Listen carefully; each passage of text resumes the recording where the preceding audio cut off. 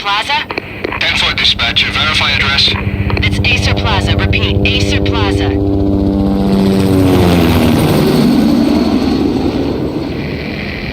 Shots fired on the rooftop. An assault in progress at Acer Plaza. Repeat, an assault in progress.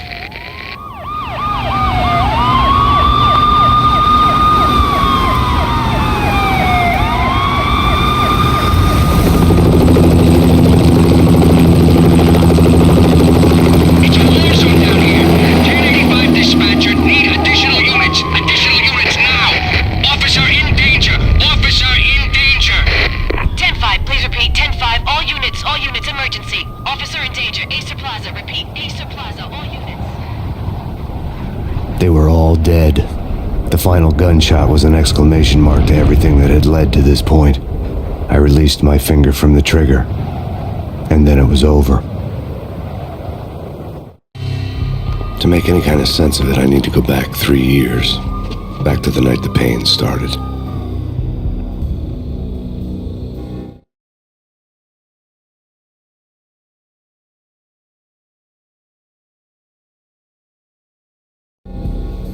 I was still on the force back then. NYPD, Manhattan, Midtown North Precinct, Hell's Kitchen. So when are you coming to work for me, Detective Payne?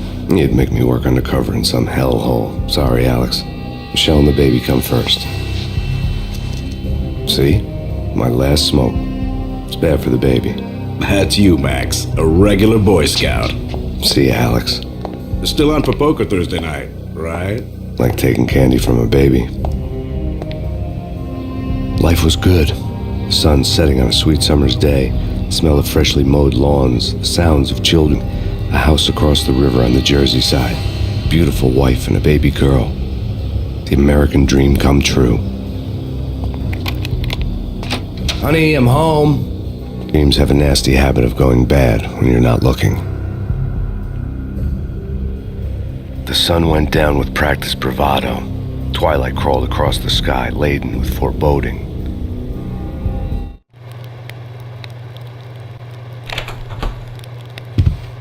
Michelle, honey, anybody home? I didn't like the way the show started. They'd give me the best seat in the house, front row center. What the hell?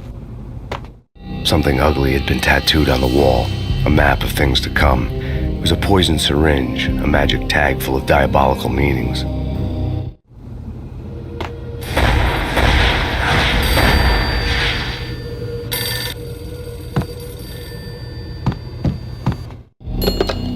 Listen, someone's broken into my house. Call 911. Is this the Payne residence? Yes, someone's broken into my house. They're still here. You have to... Good. I'm afraid I cannot help you. Who is this? Hello?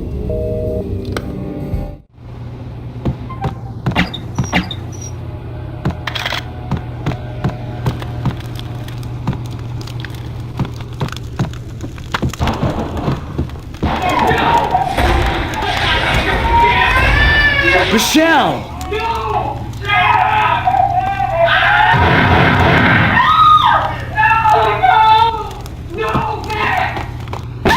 Michelle! Please! It's coming. Freeze! NYPD, drop it! Coming!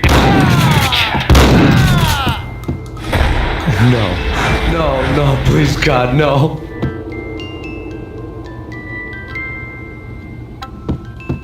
The flesh of fallen angels!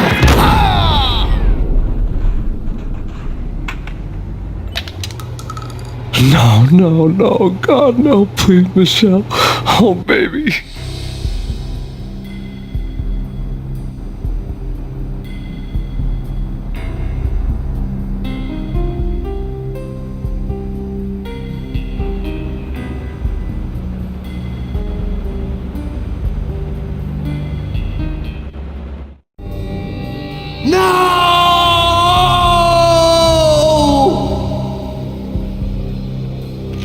That was 3 years ago.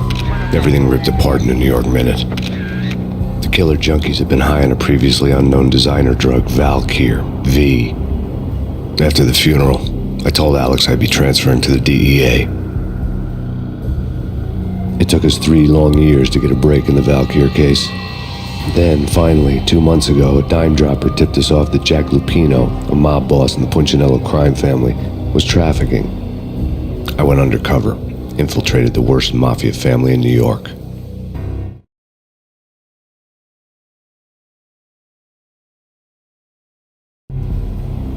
I came in from the cold and the dark. Outside the city was a cruel monster. I've been slowly working my way from the small time to the big fish, trying to get to the source of it. Alex and BB were my only contacts in the DEA, the only ones in this decrepit city who knew I was down here. BB here. Something urgent has come up with Jack Lupino. You need to meet with Alex immediately at the Roscoe Street station. I hadn't had a face-to-face with Alex since I'd gone undercover. Outside, the mercury was falling fast. It was colder than the devil's heart, raining ice pitchforks as if the heavens were ready to fall. Everyone was sheltered like there was no tomorrow. It didn't get any better when I got to the subway. The feeling hit me like a point-blank shot straight in the face. Something was not right about this. My Beretta stirred nervously under my coat, but the train doors had already shut behind me, and I was in for the ride. Next stop, Roscoe Street Station, and Alex.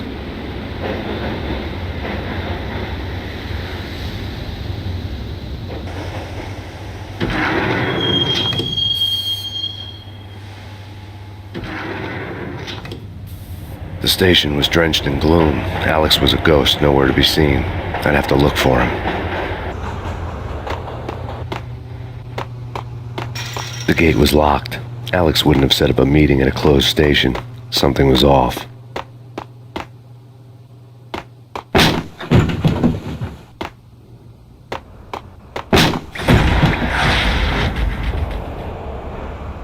Death was in the air at Roscoe Street. I'd have to find Alex fast.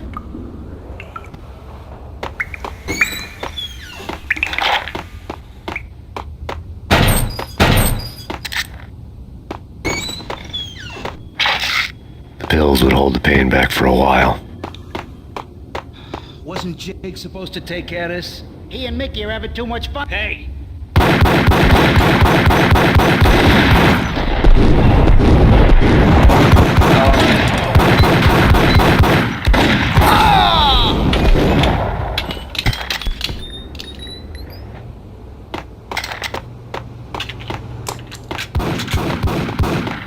Yeah, he's dead all right.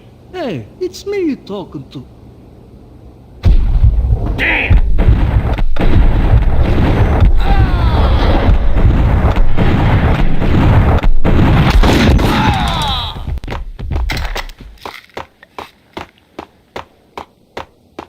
Yo guys, hey, we're getting around. You hear me? What the heck?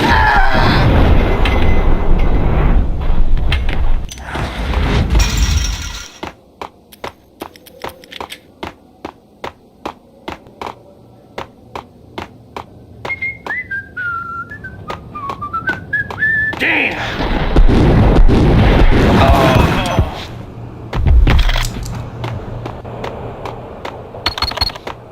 The security panel let out a mocking cackle. I'd need the right code. What was that? It's nothing, relax. What the?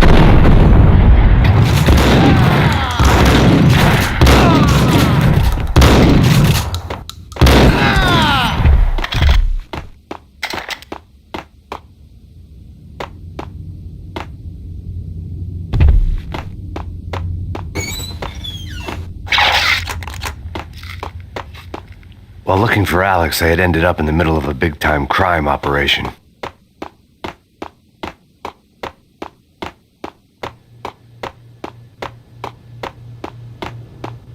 Kiss it goodbye. Hey, who that?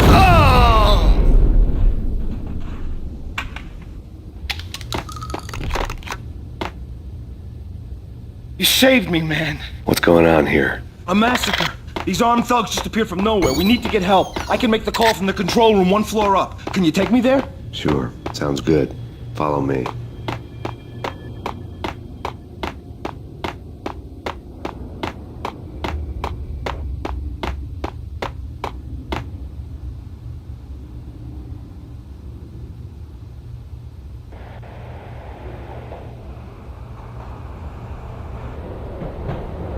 Home free. This way. Yo! Look out!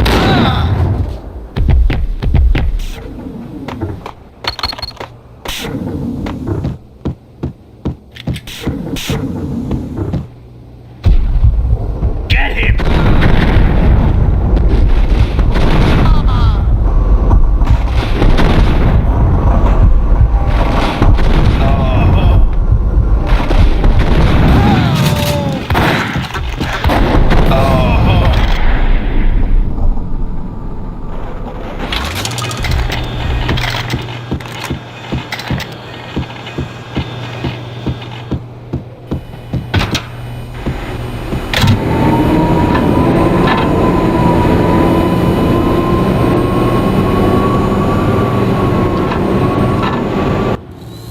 The train lit up like a Christmas tree. The power was back on.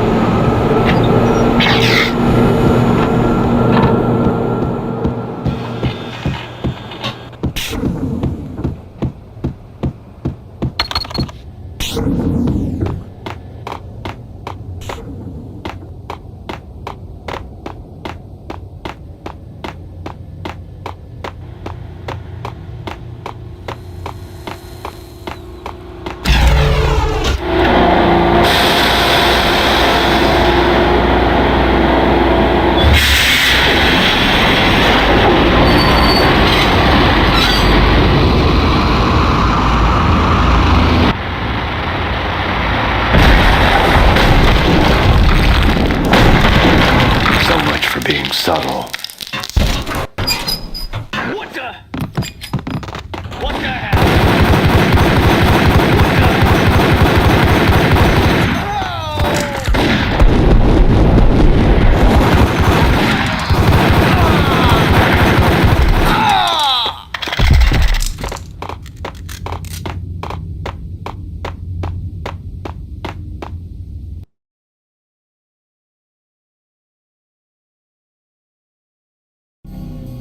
The rusty door led to an abandoned part of the station, closed off since the early 40s. Something big was going down in Roscoe Street. Maybe that's why Alex had wanted to meet me here. Maybe not. One way or the other, I was gonna find out.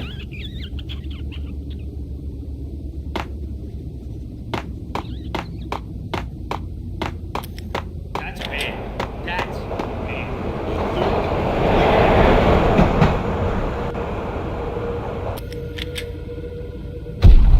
Yo!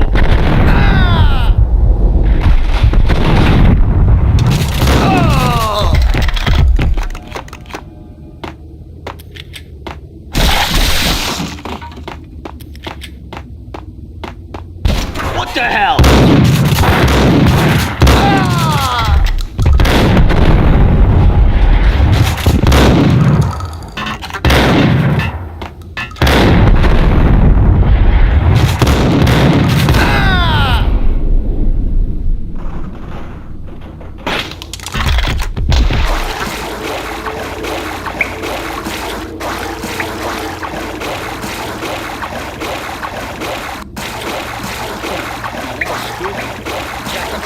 Yeah, spooky. But also, it's like the failure count is rising. Yeah, I wouldn't joke about it if I was you. Yeah? The station's not secured. Someone decided to play hero upstairs. That's all we need. Gun him down!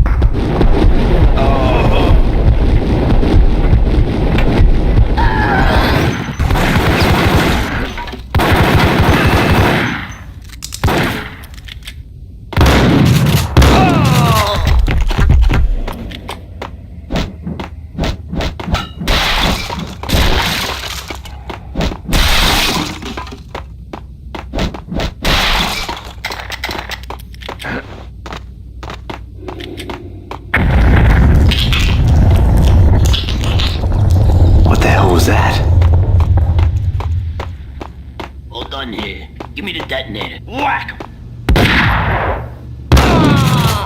Whack him!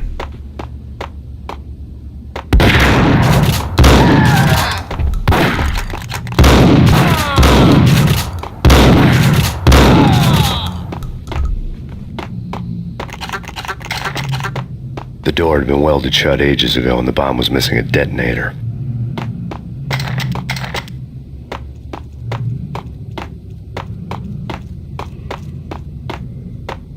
The police are on their way. New York's finest. They're gonna be here soon. So stick to the plan. We've got our own private exit route. In and out.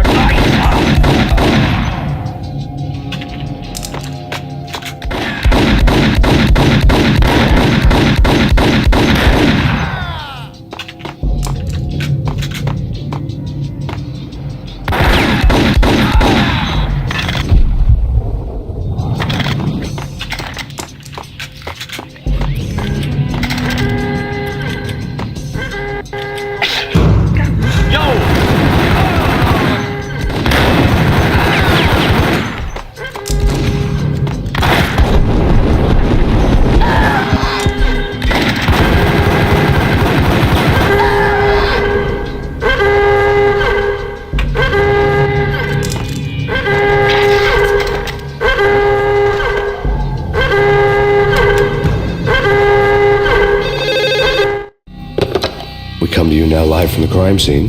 Who is this? Right back at you. This is Deputy Chief Jim Bravura from the NYPD. You are to cease your criminal activities and surrender immediately. Sure thing, Jim. Me and the boys have been talking and everyone's real sorry. They'll never do it again. Who the hell is this? Being placed at the scene of a bank robbery wouldn't have tipped the odds in my favor.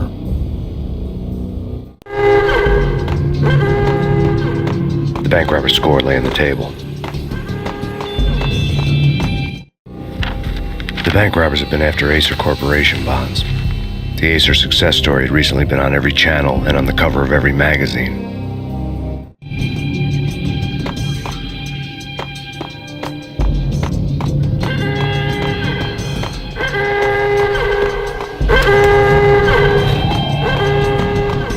The bank robbers had left their tools on the table.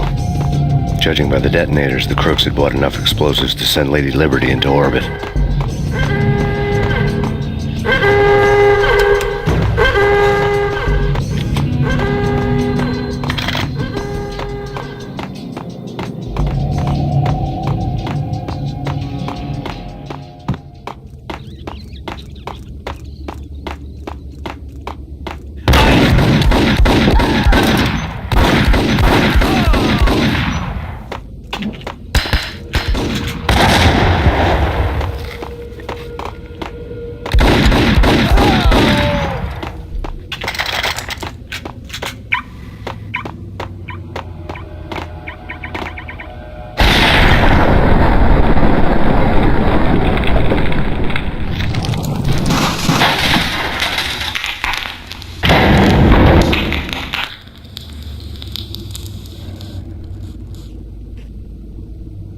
Hold it!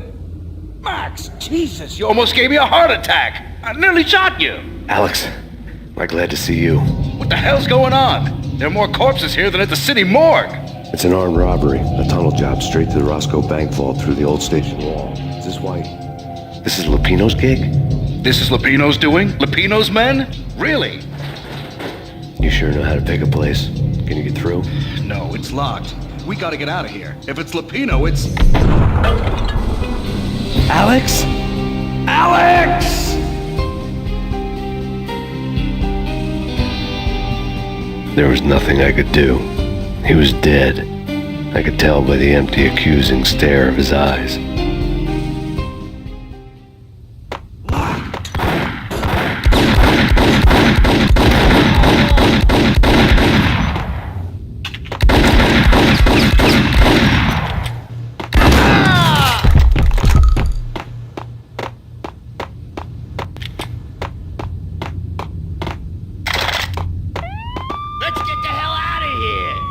Fine, just take it easy. I'm allergic to sirens. We gotta get moving. Shut up, okay?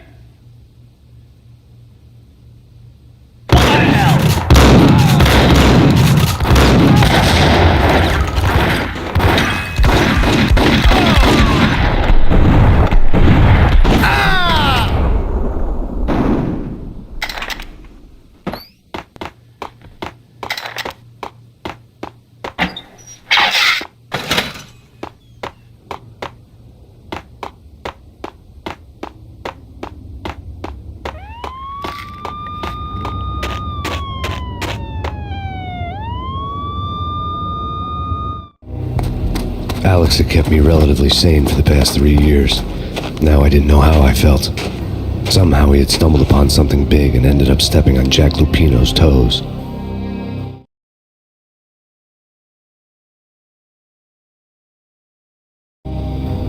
Lupino ran his racket of sex, drugs, and contract killings from a sleazy hotel in a slum block of tenements. The NYPD was closing in. I could hear the sirens. Their wail was a crescendo. Lupino thought he could get us by taking Alex out and leaving me to take the fall for it. All he had gotten was my attention. I went for the hotel first. It was a sad old thing with flickering lamps and faded colors, cheap mobster punks and tired-eyed prostitutes. I walked straight in, playing at Bogart, like I'd done 100 times before. The place was run by a couple of murdering mobsters with shark smiles. The Finito brothers. Ladies and gentlemen, it's the Payne in the butt. Payne to the max. You're killing me. Did you make that up yourselves, or you get some wino downstairs to come up with it? Don't answer that. A rhetorical question. I got something for the boss. Lupino around? That kind of depends on who's asking. A friend or a junk squad plan. Don't answer. It's one of them, how do you put it, rhetorical questions. Lupino ain't here, but he says bye. Lupino wasn't in his cheap hotel. Instead, I ran into the Finito brothers. My cover had been blown. The door slammed shut behind me, and then I was dodging bullets like raindrops. Payne in the butt. Ha ha! Payne to the max. Junk squad pig. Gotta take you to Marble City for you. Eat first and lying down. Bring it in.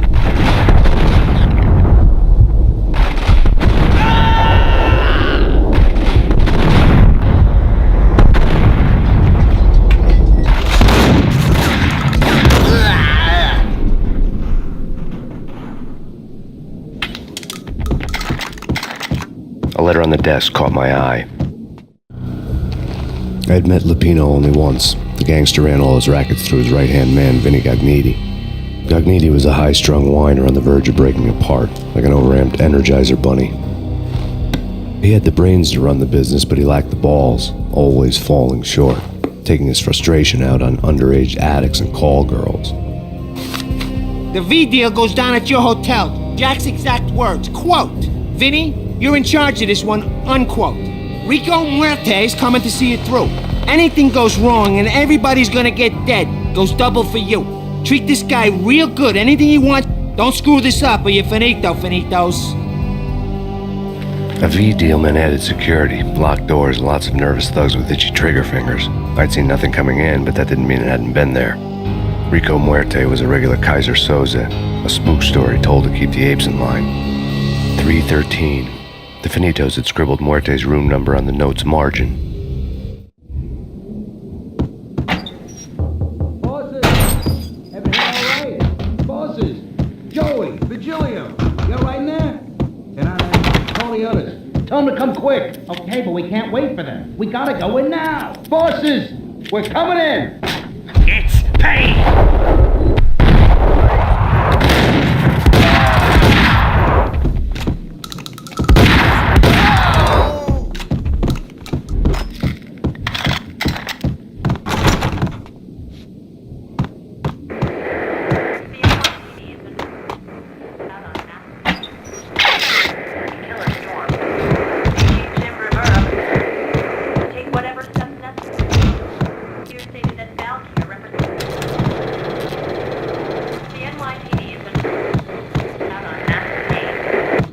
In his press conference today, the mayor stated that Valkyr represents a clear danger to New York and called for drastic actions to eliminate the problem. On today's top story, the Valkyr crisis worsens with the murder of DEA Special Agent Alex Balder. Special Agent Balder had been shot repeatedly from a point-blank range. The gunman has been identified as Max Payne. The noose is sure to tighten around this fugitive criminal as more NYPD units join the search to apprehend him. I had just gotten my 15 minutes of fame.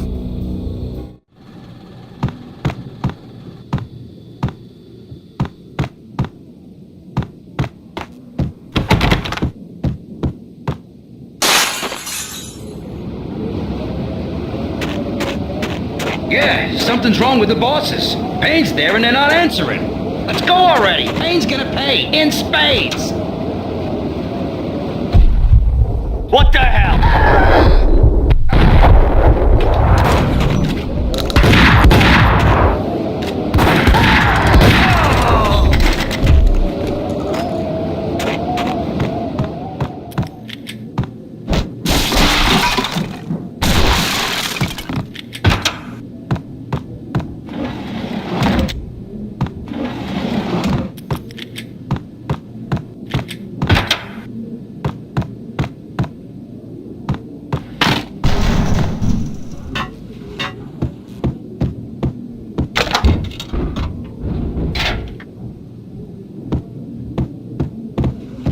Yo!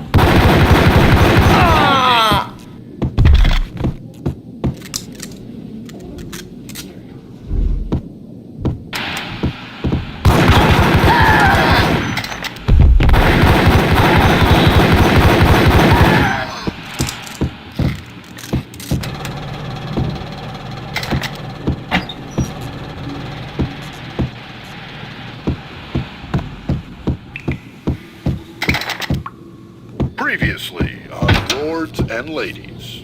Lady Amelia, Marquis Valentine asks for an audience. Thank you, Rose. My lady. My lord. And now, an all-new episode of Lords and Ladies, brought to you in part by Acer Corporation.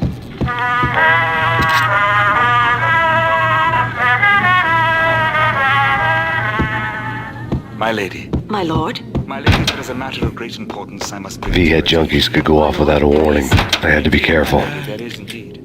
There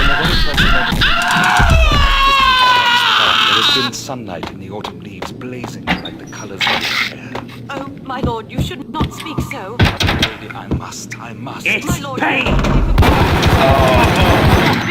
Why, my lord, why? My lord, it is too dreadful. Do not force me to speak the words. My lady, I would rather die than not know. Yes, my lord, we should both be dead, for this shame is too great for the living. My lord, I am your long-lost sister.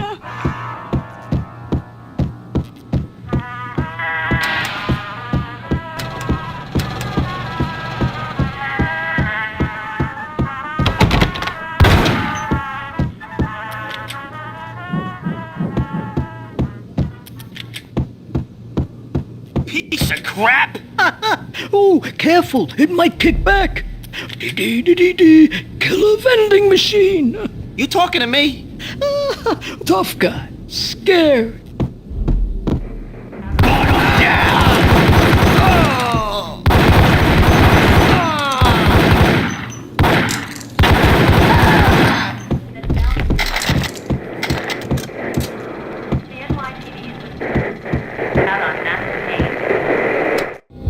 Tonight, the city's fight against the nightmare drug Valkyr took a turn for the worse as DEA Special Agent Alex Balder was found brutally slain at the Roscoe Street subway station. A suspect was seen leaving the site only moments after the shots had been fired, and the NYPD is currently in pursuit of Max Payne, a repeated felon believed to be armed and extremely dangerous. And now the weather. The worst winter storm in recorded history continues to pound the city. Killer storm.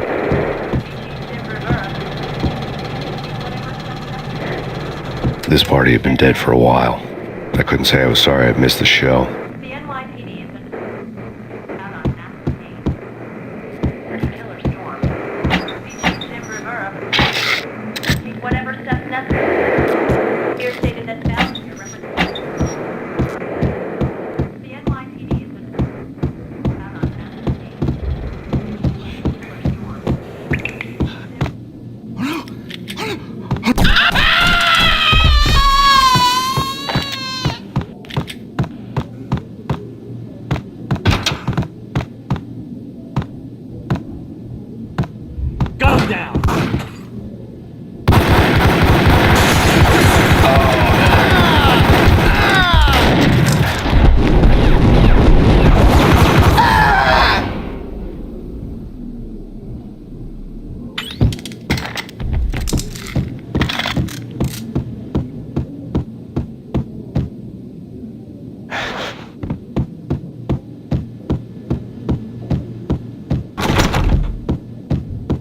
I'd found Muerte's room. Muerte had received a letter. Our investigation had turned up nothing to link Angelo Punchinello, the head of the Punchinello family, to Valkyr. All tracks had ended with Jack Lupino. The letter in Muerte's room was signed by the Don himself. It was the first hint that the Kingpin knew what was brewing inside his syndicate. The trouble you got into after the Chicago screw-up. The Punchinello family bailed you out. You have been waiting for a chance to pay us back. One of our trusted boys has a monkey the size of King Kong on his back. We need your special skills for backup on a major deal. Collecting evidence had gotten old a few hundred bullets back. I was already so far past the point of no return I couldn't even remember what it looked like when I had passed it.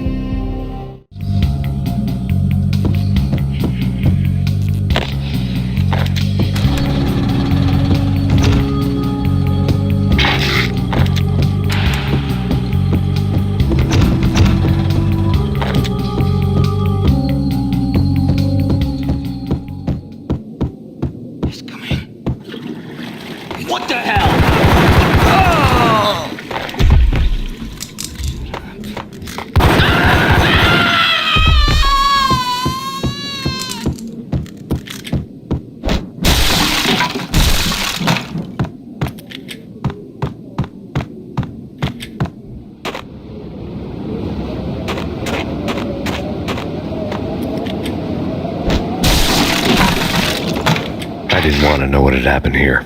It was not a pretty sight.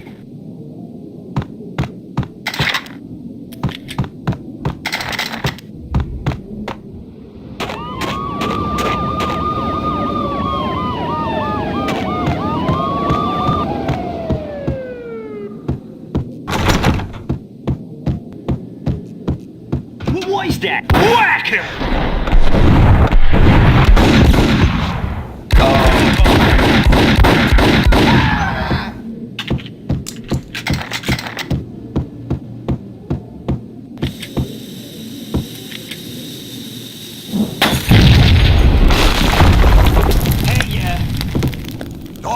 God damn! I thought it was a bomb for sure. Nah, the Russian wouldn't dare. This has been waiting to happen. I thought it was a bomb.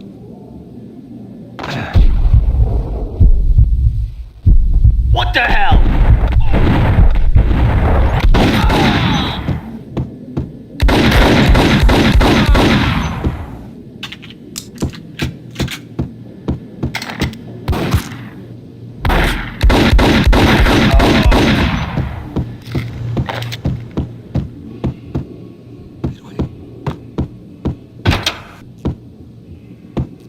The hooker had left her diary on the table.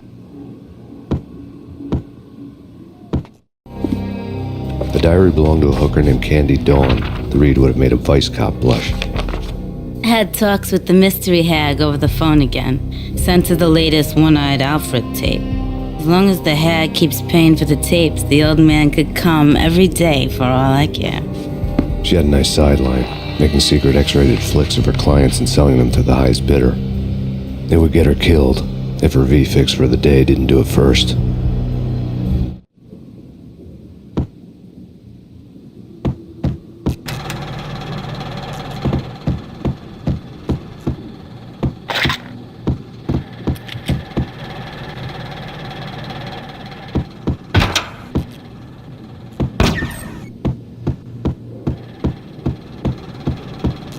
What the? Tim, go get him. No, wait, you go get him. You go and get him.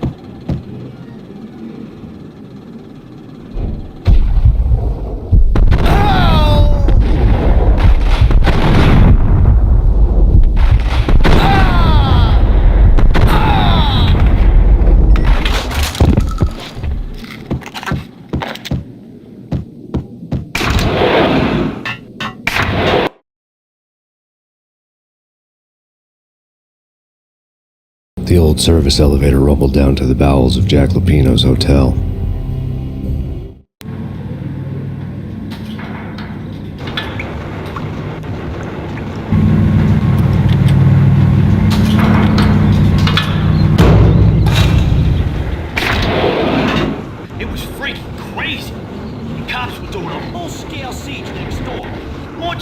in rush hour. Whack it!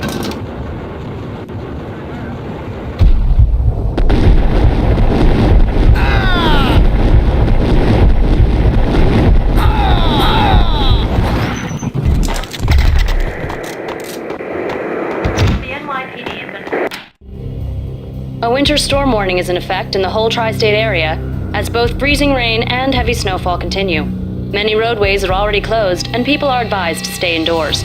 The severe blizzard has ravaged New York for 3 days now, with no end in sight. We'd been snowed from the start in the Valkyr case. The forecast said there was plenty more where that had come from. But the snowbound city was on my side.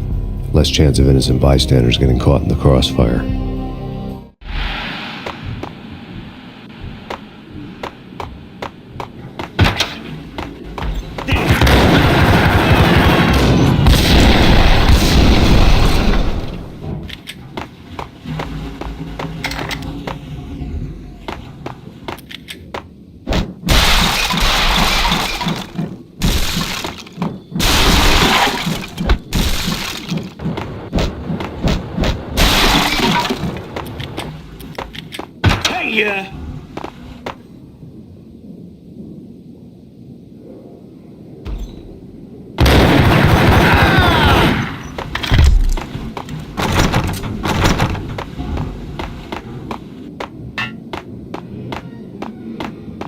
Exhibit number 1, a newspaper. A dead man tied to a chair lay on the boiler room floor. Captain Baseball Bat Boy has an unbeatable track record in superhero death matches. But a 6-pack of root beer gets me every time. The murder weapon was a baseball bat, now lying in a pool of drying blood next to a newspaper folded open on a Captain Baseball Bat Boy comic strip.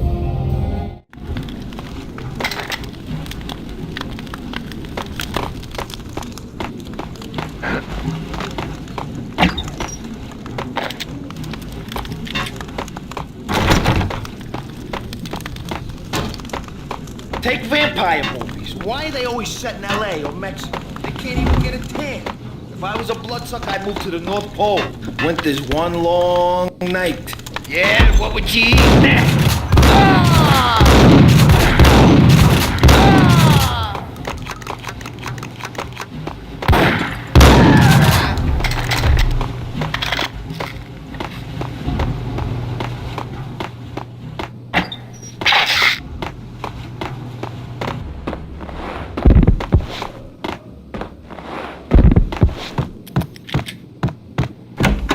Chill with the guns.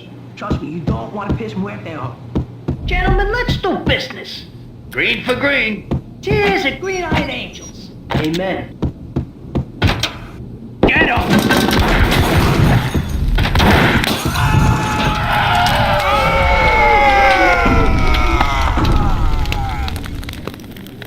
A lifetime ago, this would have gone down as a narcotics arrest. There was a key on the table.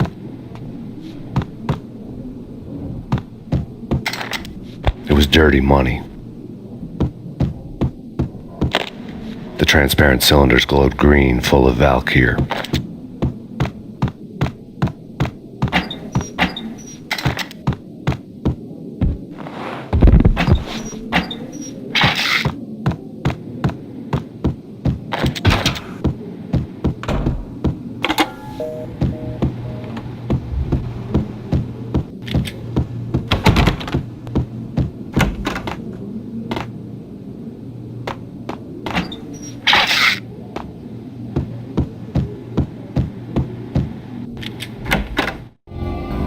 Two mad dog killers, ready to murder each other.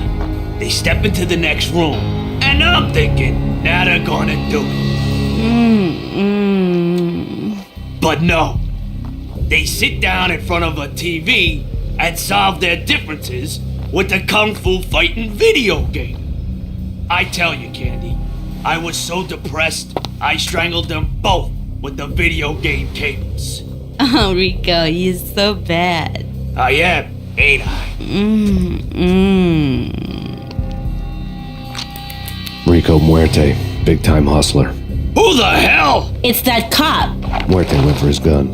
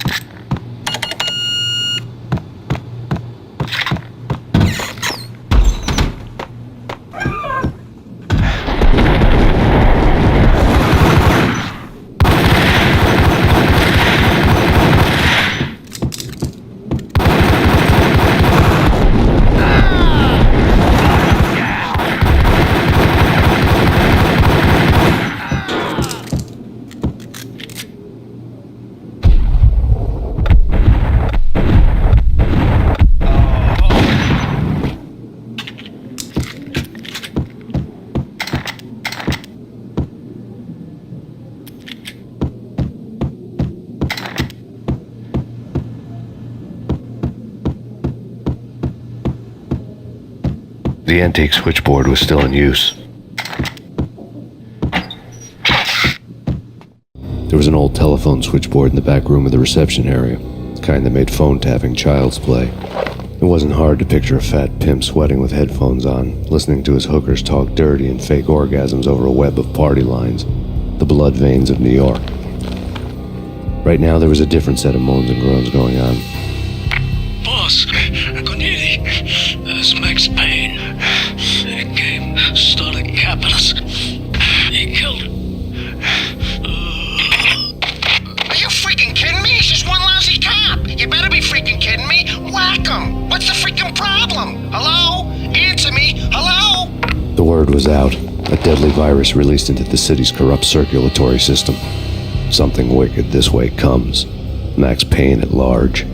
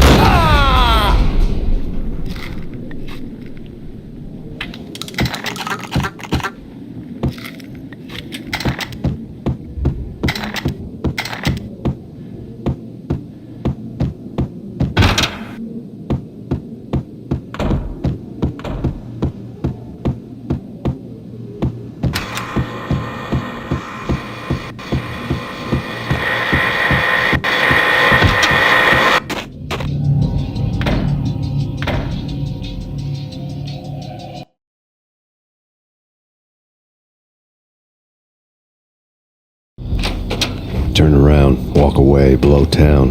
That would have been the smart thing to do. Guess I wasn't that smart. Lupino's tenement buildings were a seedy hangout for all kinds of sleaze. A liquor store, a pawn shop, a laundromat full of mobster bookies and loan sharks. The list went on. The how and why of it was a mystery to me, but they knew I was a cop. They knew I was coming, and they were going to get real trigger happy about it. I got to see Lupino's hangout all lit up. A bomb went off, turning snow into liquid gold. A pillar of fire lifted the remains of a car straight up into the air. The flames were highlighted on the hood of a black Mercedes-Benz as it coasted down the street real slow, as if the driver didn't have a worry in the world. I got a good look at the man riding shotgun. It was Vladimir, the head of the local Russian mob, the fly in Don Punchinello's soup. The ringing in my ears was the sound of a mob war being waged.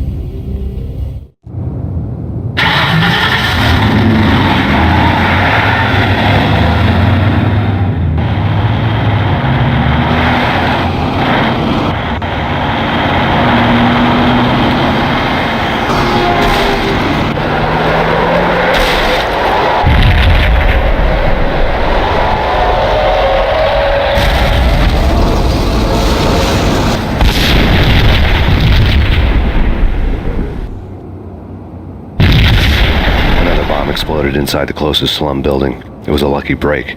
The goons inside were spooked, but luck always came with a price tag. More bombs could still be ticking inside, and the cops would already be on their way. Jack Lupino's suite was on the top floor. At least it used to be, before the explosive makeover. I don't know, man. I don't know about this. Quit worrying. Yo!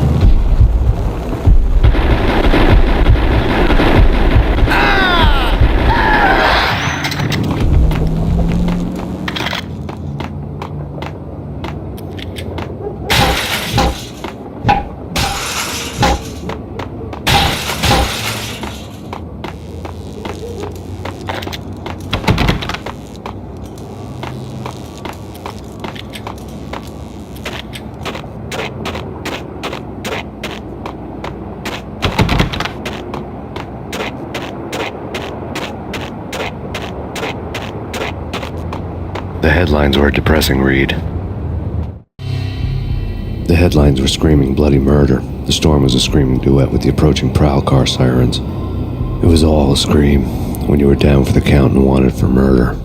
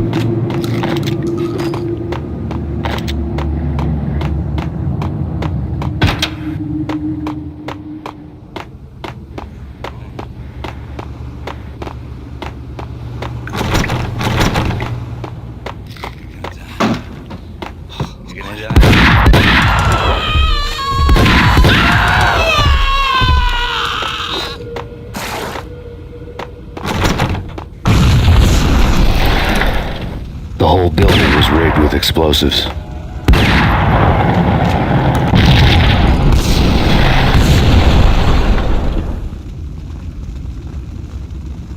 What the hell?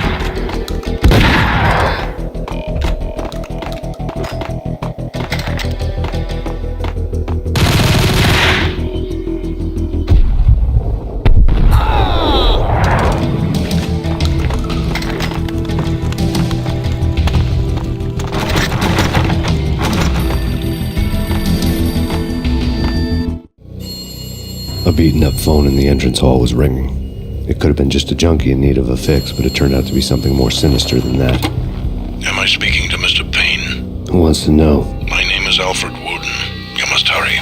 The police are on their way. Tell me something I don't know. They know you're there. How? And what's it to you? I will contact you again. The cops arrived, sirens singing in the off-key harmony of a manic-depressive choir. I had a few minutes while the SWAT team would go through their usual routine. By the time they busted in, I needed to be long gone. Max Payne, this is Deputy Chief Jim Bravura from the NYPD. Drop your weapons and come out with your hands above your head. Did you hear something? Nah, take it easy.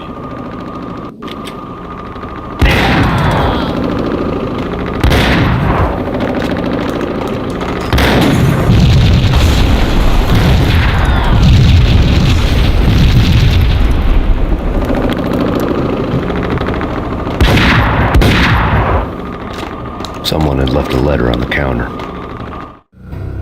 Suddenly it all made sense. The bombs, the Russian mob boss making an appearance in person. Gognitti was his usual self, all talk and no walk. After our hit, the Russian has only a couple of guns left and they can be bought. There's no freaking way he has the guts to try anything after that. As it turned out, the Russian had plenty of guts. One thing he could count on, you push a man too far and sooner or later he'd start pushing back. There was a key on the shelf. Final warning. Surrender or will be forced to take action. Don't make NYPD.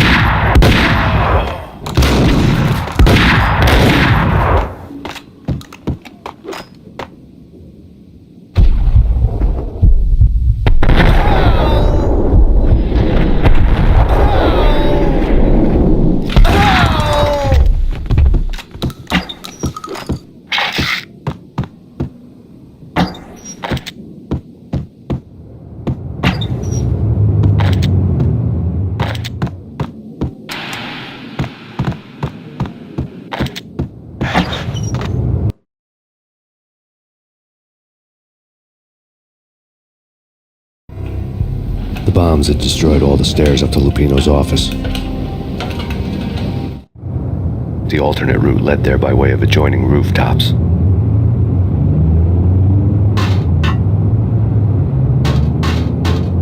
It's never been this cold. Never ever. It's like the sky's falling. Yes, sir.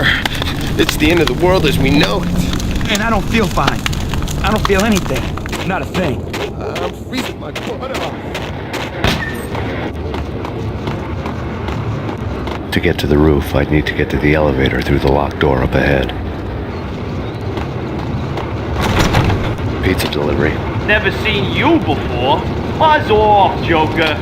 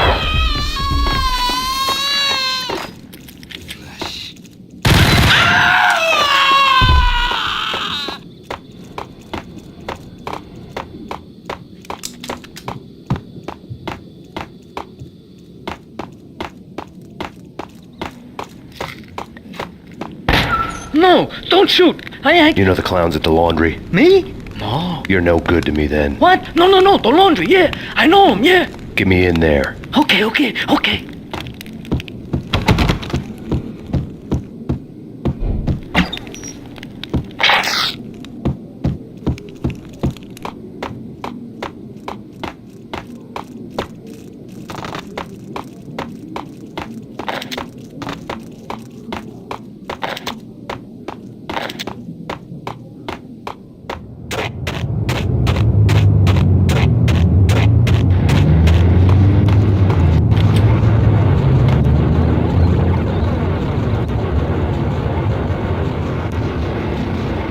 Me, open up. Let me in, quick. Not so fast.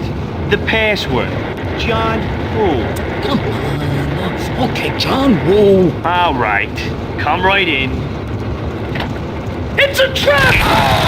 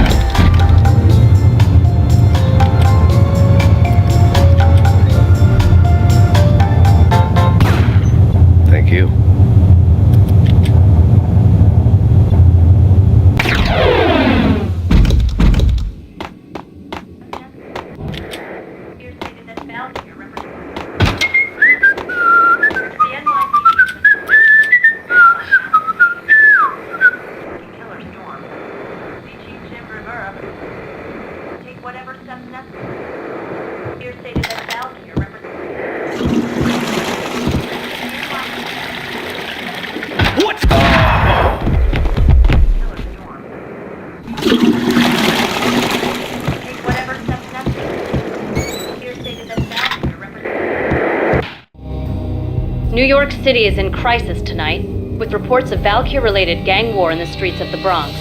Apparently, Max Payne, wanted for questioning in connection with the slaying of a DEA special agent earlier tonight, is waging a one-man war against his former partners in crime. Among the listed casualties so far are notorious mafia members Joey and Virgilio Finito, as well as Rico Muerte, himself a fugitive from the law, and a suspect for several murders in the Chicago area. The NYPD has been placed on full alert. A citywide APB has been put out on Max Payne. Deputy Chief Jim Bravura has promised to take whatever steps necessary to bring him to justice. What those steps may be remains to be seen. For NYCNN TV News, this is Kira Silver.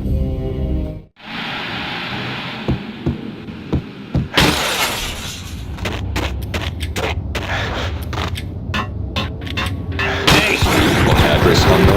God of death!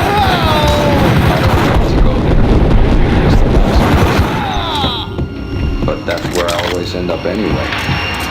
Only, it's not me talking to the pink flamingo, but someone who looks the part down to the finest detail. Except that he's evil. I'm hiding in the shadows, watching him unfold. The flamingo speaks. He can speak. He says,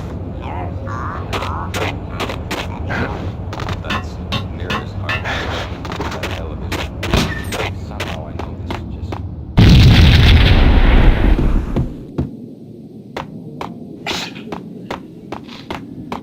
Red, blue, or green? It's always red or blue in the movies. So, green? No, not the green.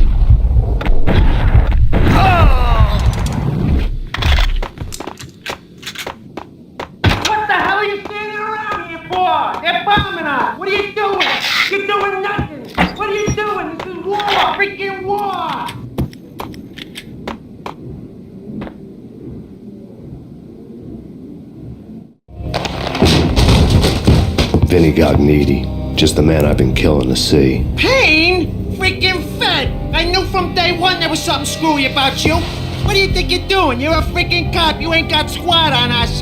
You can't just come in here waving your piece like it meant something. Yeah! Oh my God! Oh God, you shot me! Ah! You're dead, Payne! What the hell are you waiting for, you apes? Kill him! Kill him! Where's the boss? Cogniti bailed. I made like Chow Yun Fat.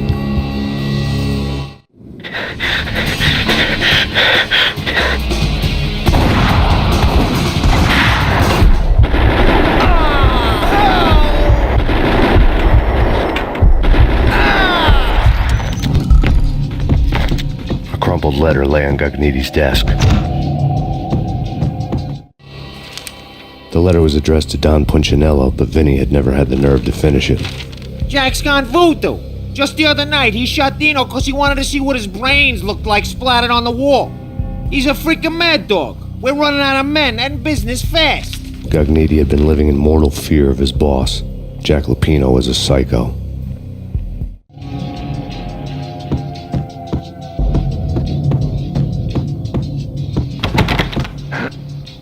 Vinny Gagniti was running scared.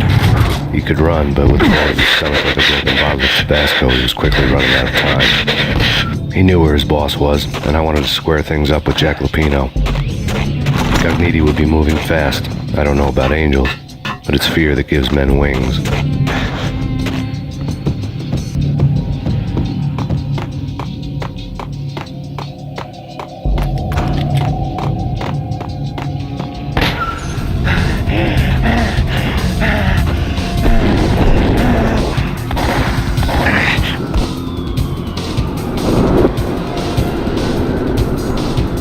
Gagniti hitched a ride. To catch him, I'd have to follow his lead.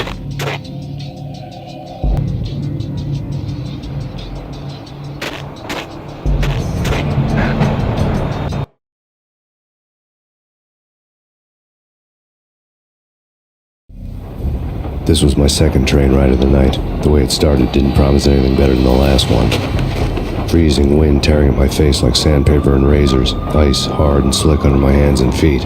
In the background, the wail of sirens, the city howling after me.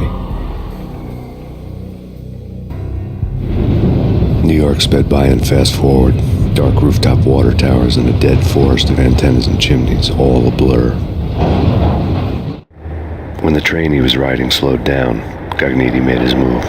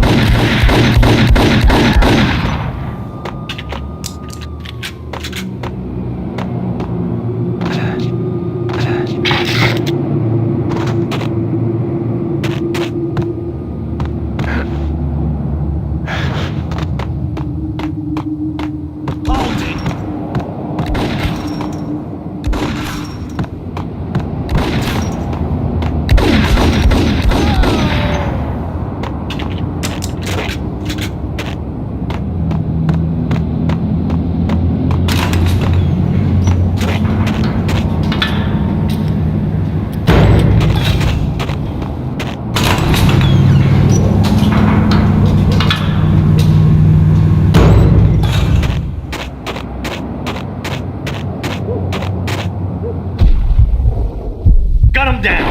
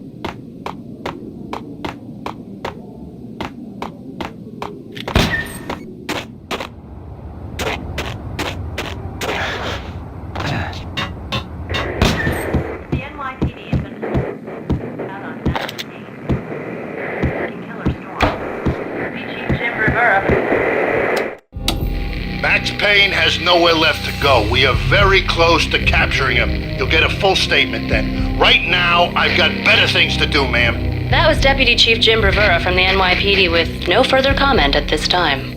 Apart from his suspicious food habits, I figured Bravura to be one of the good guys. Fate had just dropped us on different sides in this. But when it came to capturing me, he was way out of his league. I had already ditched the cops a couple of rooftops back. For now.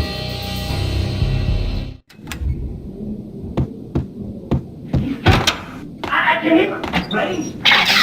Keep the gun pointed at the door. Okay.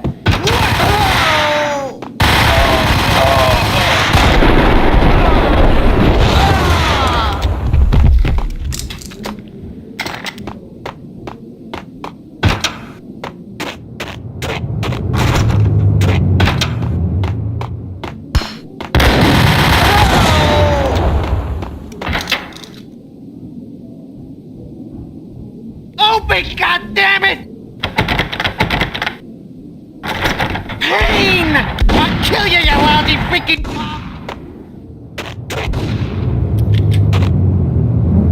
Get him!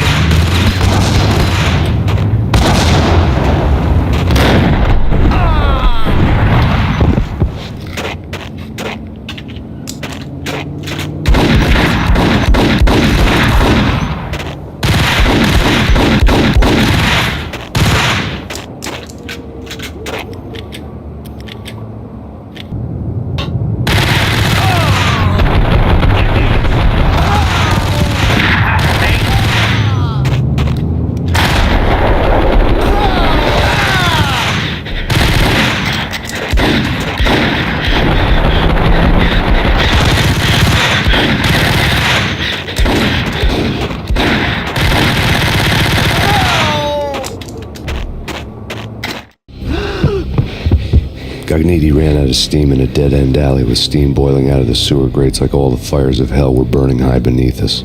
It was shakedown time. Where's Lupino? Screw you! Benny.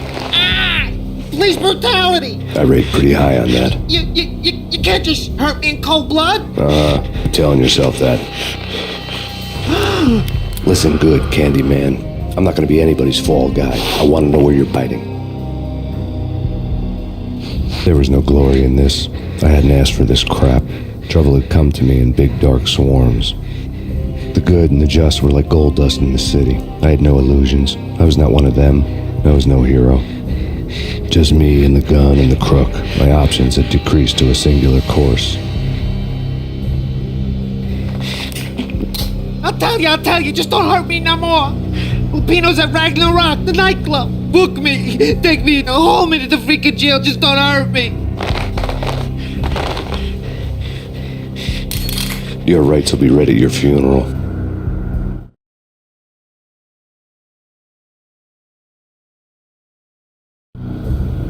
Ragnarok was Lupino's private nightclub, a den of drugs built into an old theater.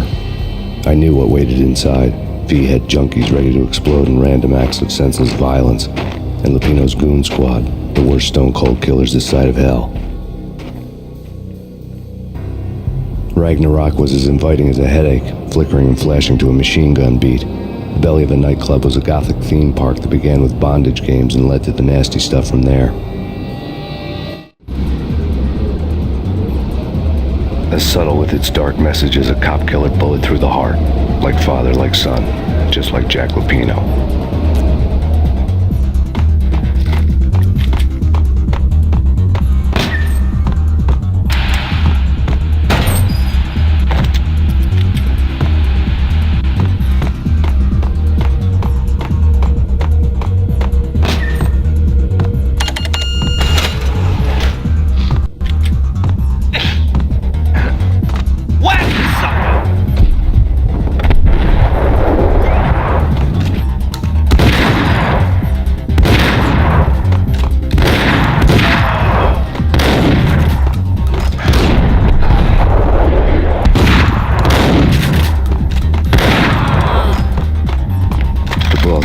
Bestseller.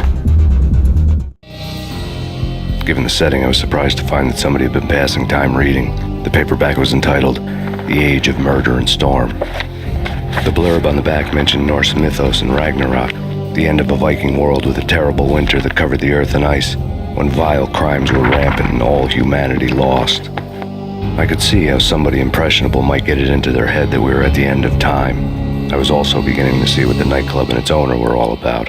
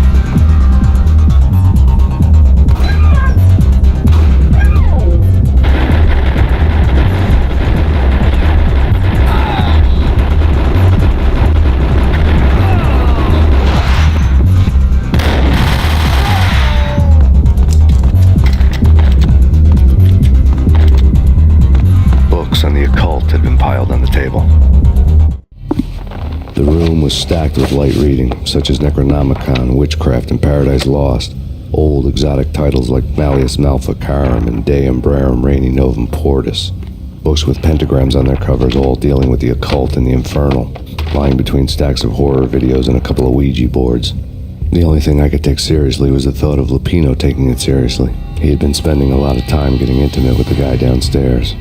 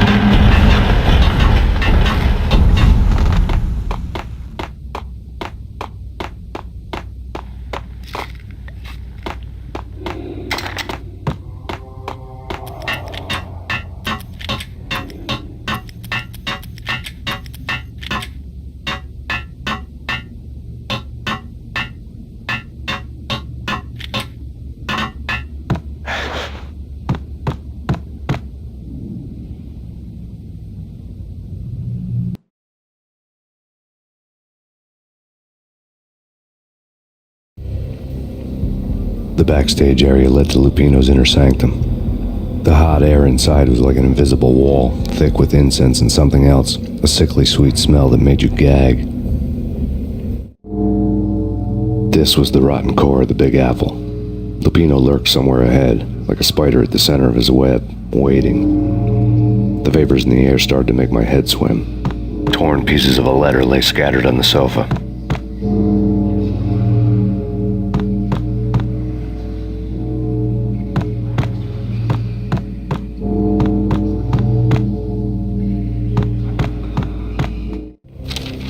Punchinello had threatened Lupino in writing. The note had been torn to pieces, bloody fingerprints all over them. Don't want you to think that one of my boys is not playing with a full deck. Shape up, Jack. We are running a business here. I'd hate to send the trio to strong-arm you. The trio were the Don's notorious henchmen. It was obvious that Lupino hadn't been intimidated by the threat. Lupino's notes covered the table. Jack Lupino was crazy, all right. The table was scattered with notes of demented arcane nonsense written in rusty blood. A mishmash list of demons, devils, and dark gods evoked. Beelzebub! Asmodeus! Baphomet!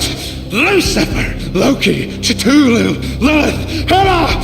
Blood given to you all. He was after that old Faustian deal. Your soul for power and fortune. Just sign on the dotted line with your blood. Lupino's notebook lay on the pedestal. Jack Lupino was crazy, all right. Mythic wolves, let loose to devour the sun and the moon. Lupino is the wolf.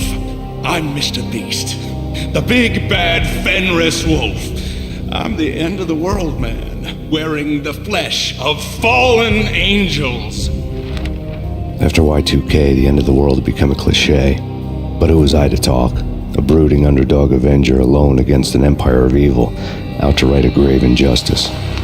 Everything was subjective. There were only personal apocalypses. Nothing is a cliche when it's happening to you. The flesh of fallen angels! Come to me all! Astaroth, Beelzebub, Asmodeus, Baphomet, Lucifer, Loki, Satan, Cthulhu, Lilith, Hela! Blood to you all! Secret, living under the skin of reality. I've seen it. The corruption of flesh.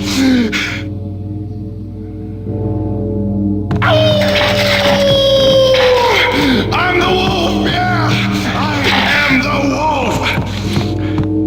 It's close. It's coming. You have come. A witness to the end of time. It's now! I will rise to her side! I don't need the words! I'm beyond the words!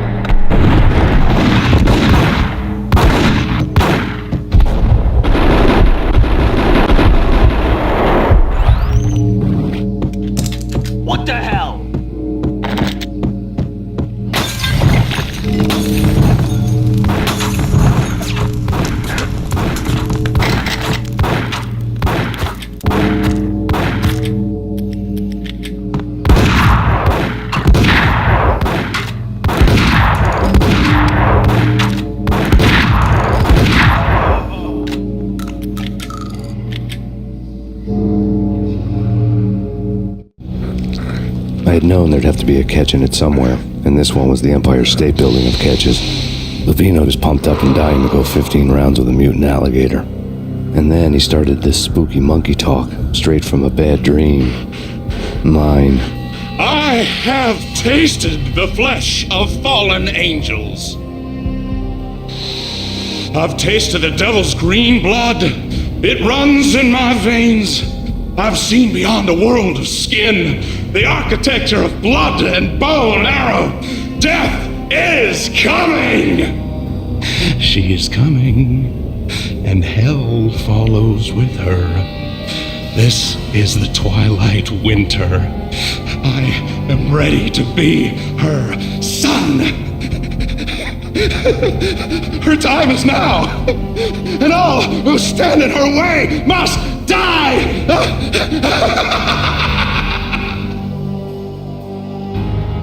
Die!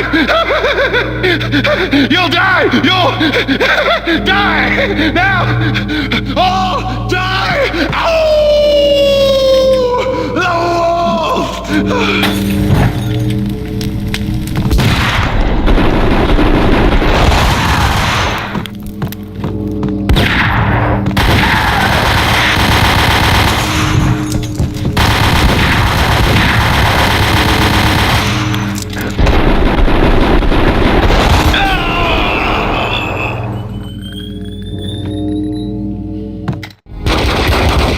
Finally went down. I wanted to make real sure he'd stay that way. He was a bad monster. Turned them into friggin' zombie demons from outer space. I think he's dead already. Huh? And that's when it happened. But dead or not, you've got the wrong guy. In stepped this knockout femme fatale holding a gun to my face. I returned the favor.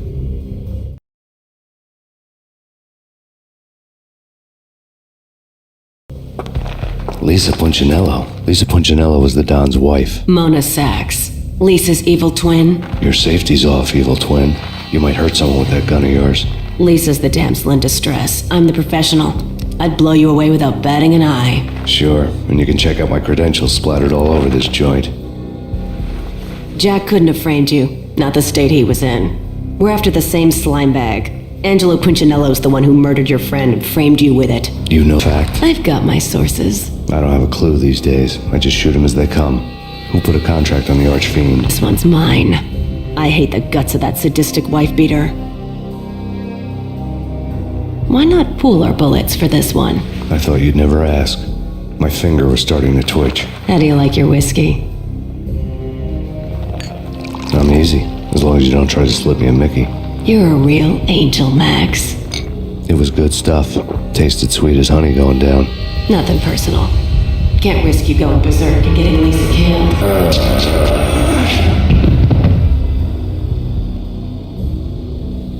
The nightmare was always the same. Violent shapes moving in darkness, old and ugly. The killer's mad laughter was a riddle filled with wicked innuendo.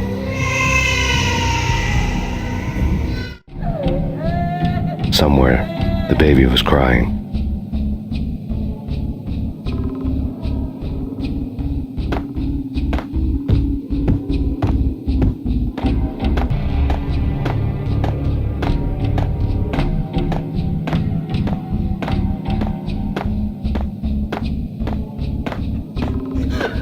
Max, no, please, Max. Why? I didn't mean to. I'm sorry.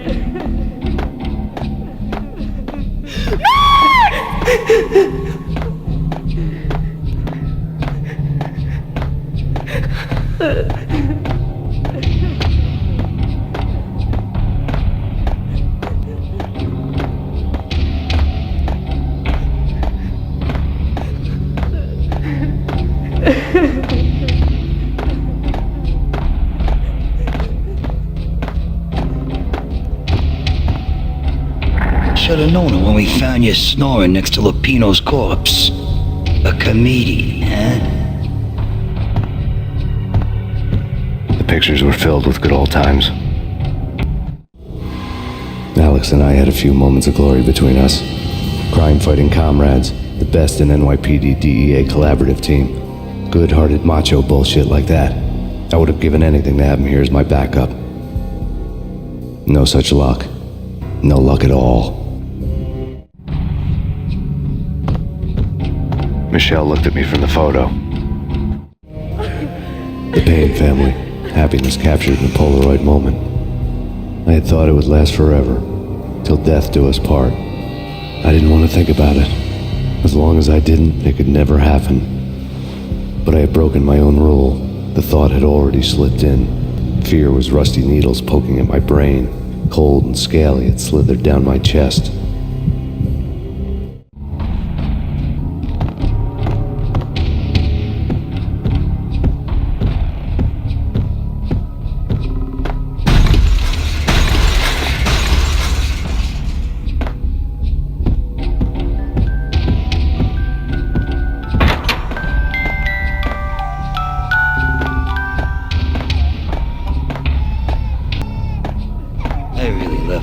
Cartoons.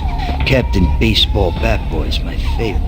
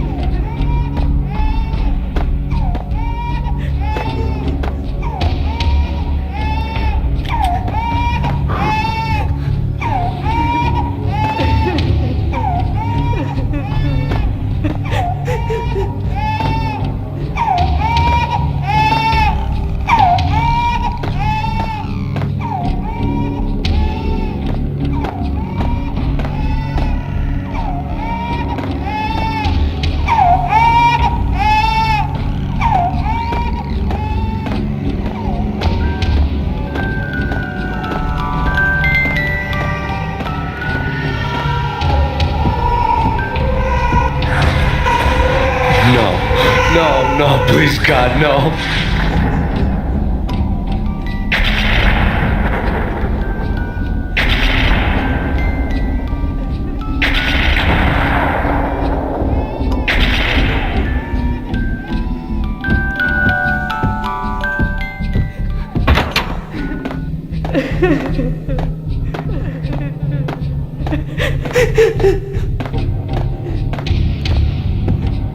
Slice them, dice them, shoot them full of holes, blow them to bits, vaporize them, disintegrate them. No matter what you do, they'll still be back, good as new. Michelle's diary lay on the table. Michelle was working part-time in the district attorney's office. Her diary was open on today's entry, her handwriting all pretty curves. An army dossier found its way to my desk yesterday. Valhalla? Isn't that a Norse myth? Something about Vikings? I tried to tell Max about it, but he was busy, that cute frown on his brow. Guess it's nothing, just a mix-up at the courier service. From now on, I would always find time for her. It was a hollow promise. Too little, too late.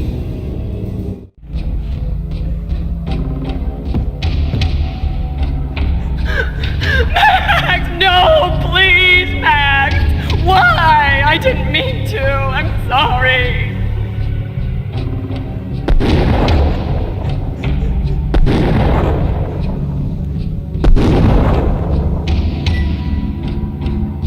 Murderer! You killed her! Nothing like that ever happens in the real world.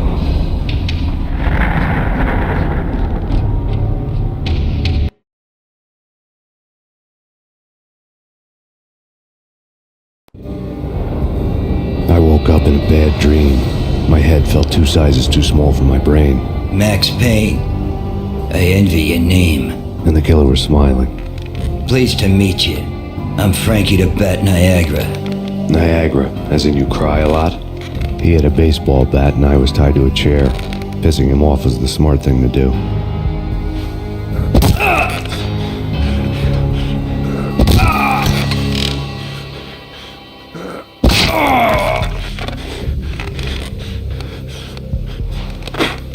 Nothing wrong with a little laugh now and then. Take me, for example. I love to watch cartoons. Cartoon violence is a fascinating thing. Let's take a break. I need to take a leak and maybe grab a cold one at the bar. Don't worry. I'll be back to finish this off. And then, it's checkout time. play. You pay, you bastard. He swaggered out, and the door clanged shut behind him, locks clicking into place.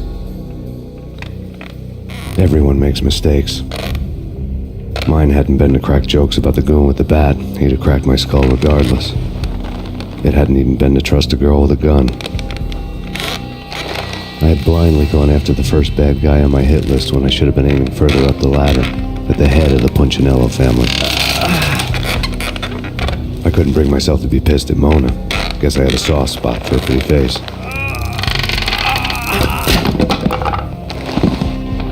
But when somebody decides to play baseball with your head, you tend to get sore. They had dragged me back to the basement of Lupino's hotel.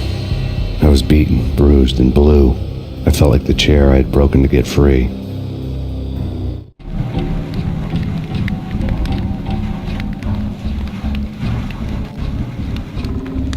All I had was Niagara's bat, sticky with my own blood.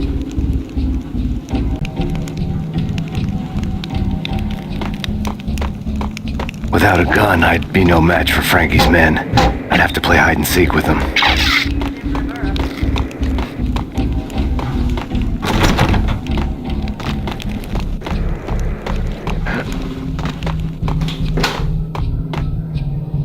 It's Frankie's turf.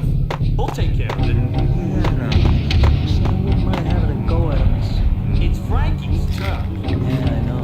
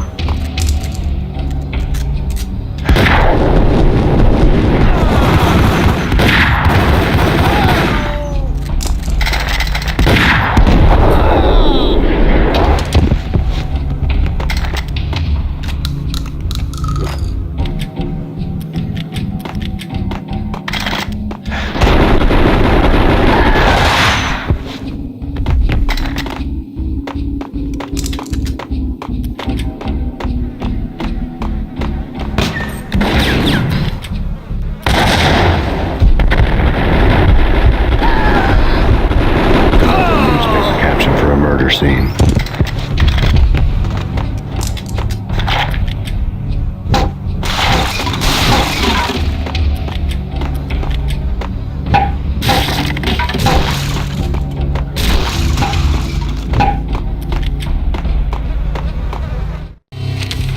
Frankie had left his calling card, a Captain Baseball Bat Boy strip, next to a sewer passage filled with bodies. You'd better not mess with Captain Baseball Bat Boy. Even my archenemy, Bicycle Helmet Girl, swoons at the sight of me. Aha! There were enough corpses to put a mass murderer to shame.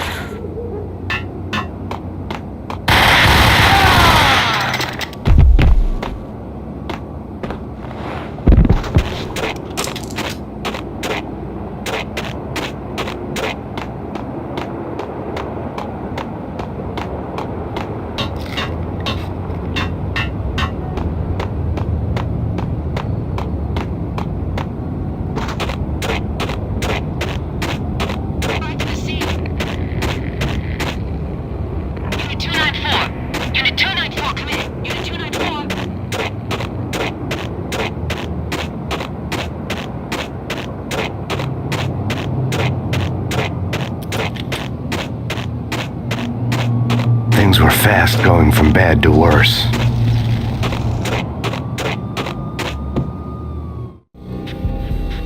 The men in blue had come and gone. They had decorated the place with chalk outlines and tied it together with yellow tape. The cops who had stayed behind were dead. Frankie, his boys, and I had the place all for ourselves.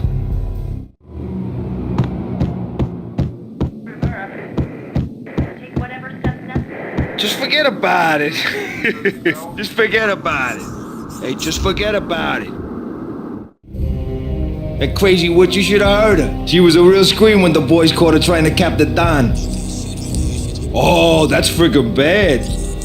To the trio? That's even worse than what Frankie's doing to that poor bastard downstairs. She's gonna take a long time to die. The mobster muscle on the phone was talking about Mona. Punchinello's trio were nothing but bad news.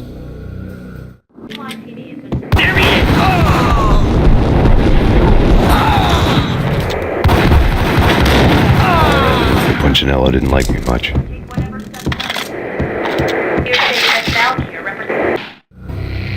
The fact remains that all the victims so far identified in the Ragnarok shooting have been known criminals, many of whom had large doses of V in their blood. Reliable sources say that Max Payne was also among those killed, although no body has been recovered at this time. Reliable sources. That meant somebody thought the Mafia had me, and didn't want the cops snooping around anymore. The body would be delivered to them barely recognizable. Case closed. Don Punchinello had the power to be that reliable source, which was no news. But his news was old news. Framing me hadn't been enough. Don Punchinello had put a hit on me. He wanted me dead, and it had been important enough for him to give written instructions to Frankie about it. Max Payne should die like a dog for the trouble he's caused. Frankie, I know I can trust you to give this matter the dedication it needs.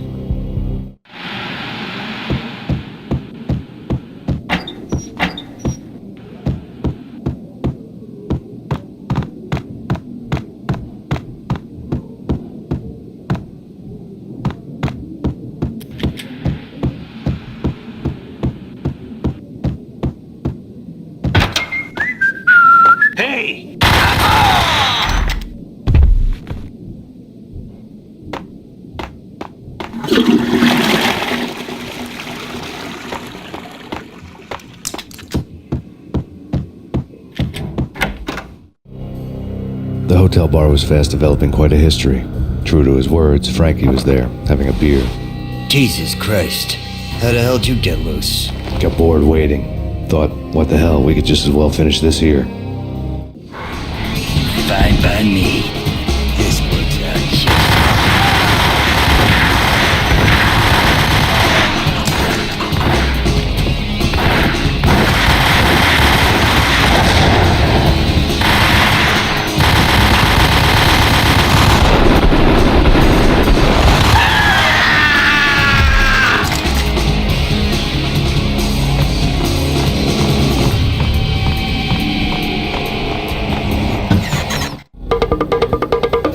Thank you. You've been a lovely iron. Had enough? I don't play with girls anyway. Unfair! I spotted the tail as soon as I left the hotel. A big black Mercedes. I had seen the car before. That time it had heralded impressive explosions. Vladimir was back. Bang! You're dead, Max Payne. I might have laughed if I remembered how. What's this supposed to be? Cops and robbers? Look, you want something with me? Get in line. Peace, man. Relax. You know you are a real news item. Armed and dangerous. I am going to make you an offer you can't refuse. I've always wanted to say that. It's a bum rap. I've been framed. That's a moot point. Whatever you did or did not do, I'm sure you had good reason for doing it. Want to hear me out? I'm listening.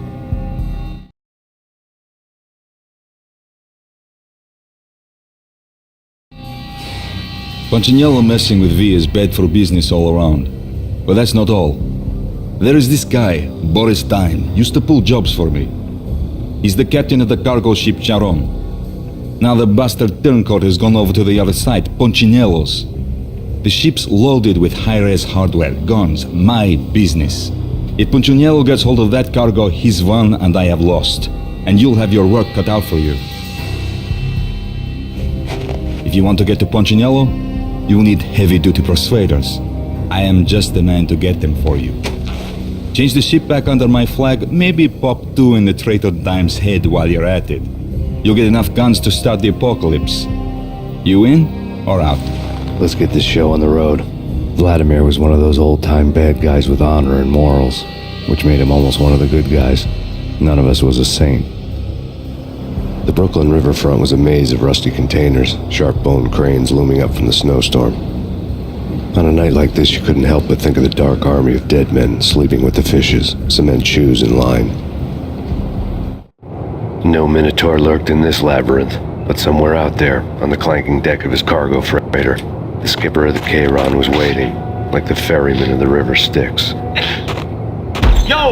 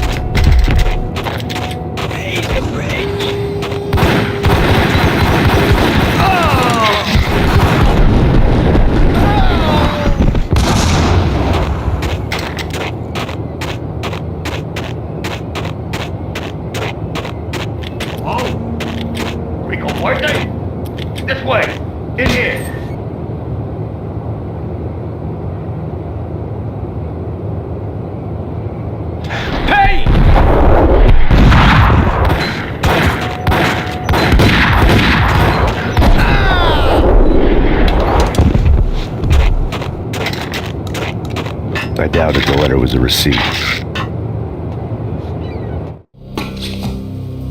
Rico Muerte had come to town to do more than just sort out family troubles. Exhibits number 1, 2, and 3. A briefcase of money, a sniper rifle, and an envelope with one word neatly printed on a folded piece of expensive paper. Mayor.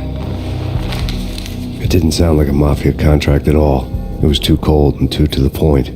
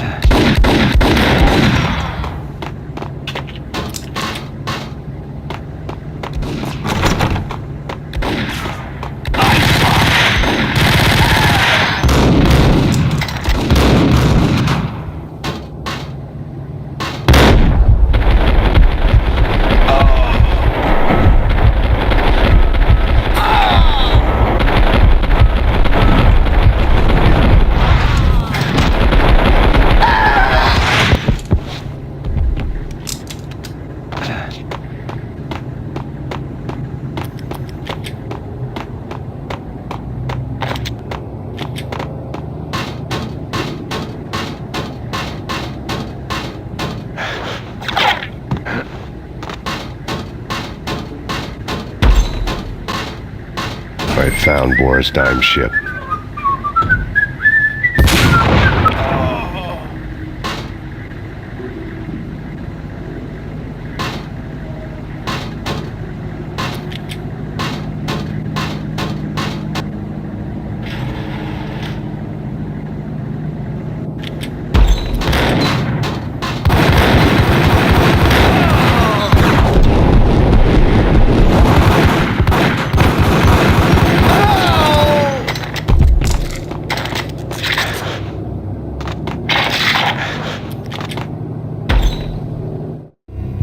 Rust had crept over the sides of the cargo steamer a long time ago. Boris Dime would be on board. I'd have to smoke half of his crew to even get near the gangplank. The guns were probably being kept in the hold, buried amidst the rats and oily water.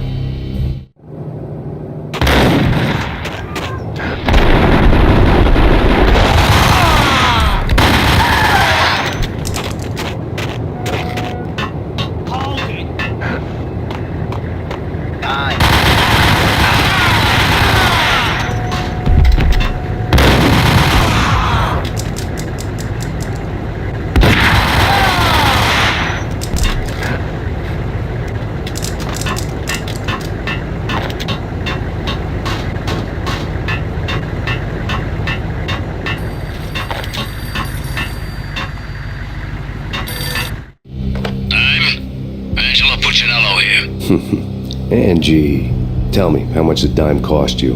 I bet it was more than his name. Max Payne. Right the first time. You're dead, punk. You sure you're not confusing me with Boris here? But you are right, of course. Pretty soon we should get together and have a talk. You son of a... Pissing Punchinello off was a dangerous game, but when people get mad, they make mistakes. I should know. That's where I wanted Punchinello, mad enough to trip over his own feet, preferably into a grave.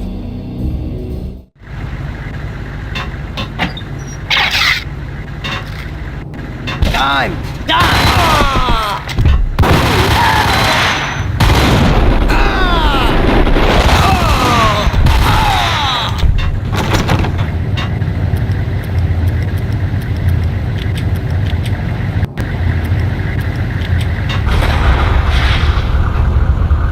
Tell the devil that Dime sent you.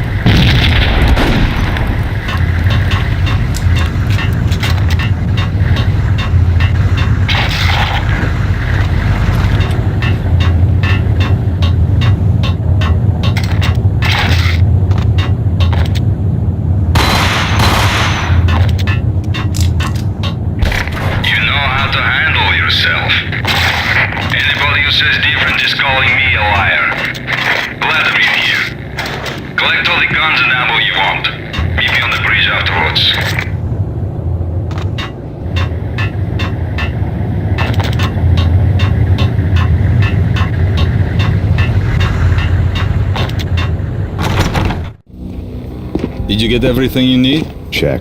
I owe you. Anything you need. This is my solo. When I'm through, Punchinello won't be anybody's problem anymore. Clear as vodka. But anytime you get between a rock and a hard place, just whistle. This could be the beginning of a beautiful friendship. You really get a bang out of this big-time gangster act, don't you?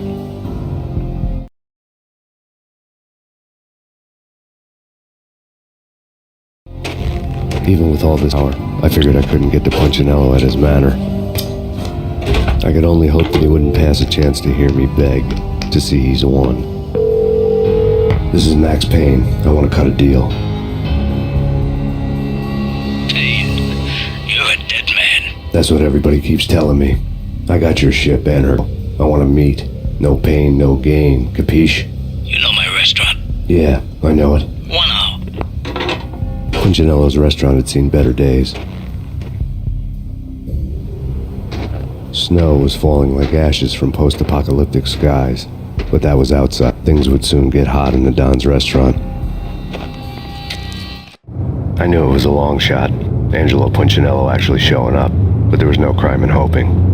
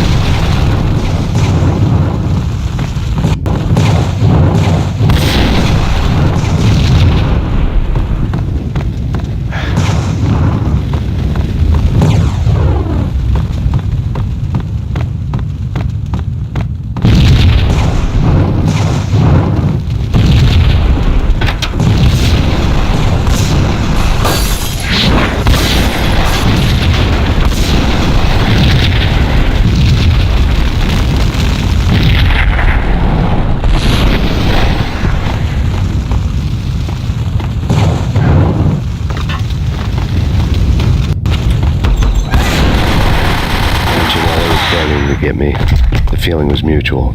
He was trying to put out my flames with gasoline.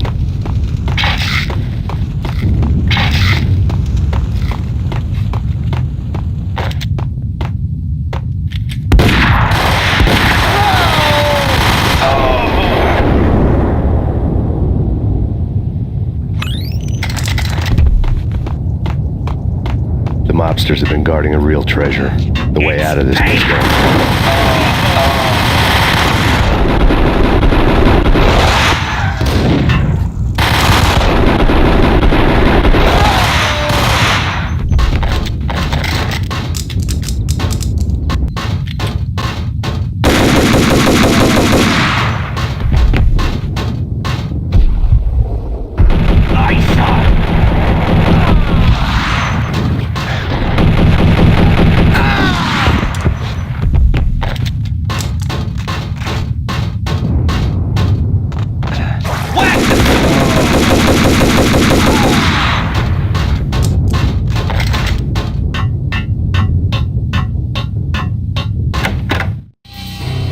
Vlad had seen my smoke signals. The Mercedes was revving to go, almost drowning out the banshee wail of the sirens. You coming? We'll drop you off at the Punchinello Manor. Sounds good to me. When this is over, look me up. I could use a professional like you. I'll keep that in mind.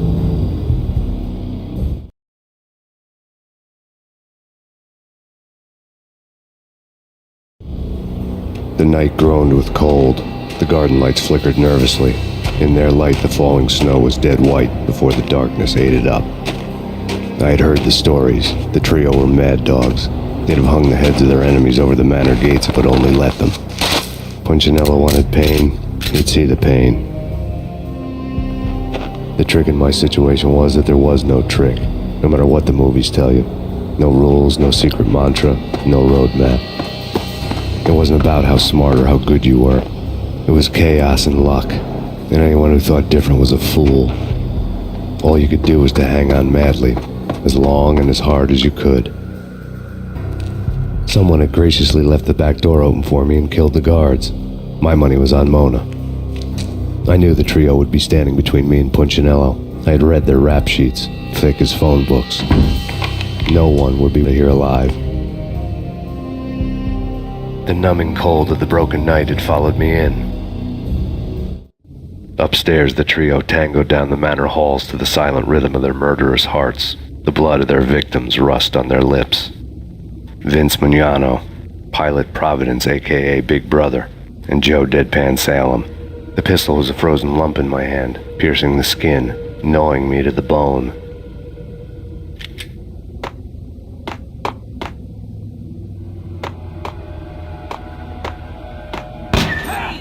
In death, the thug had been promoted to messenger. Someone hadn't enjoyed the Don's hospitality. Someone with a flair for the dramatic. Someone who had let herself out of a locked cell and past a couple of armed guards. My thoughts were on Mona again. I could only hope she was a good enough gambler to walk away while she was still winning, before she'd run into the trio.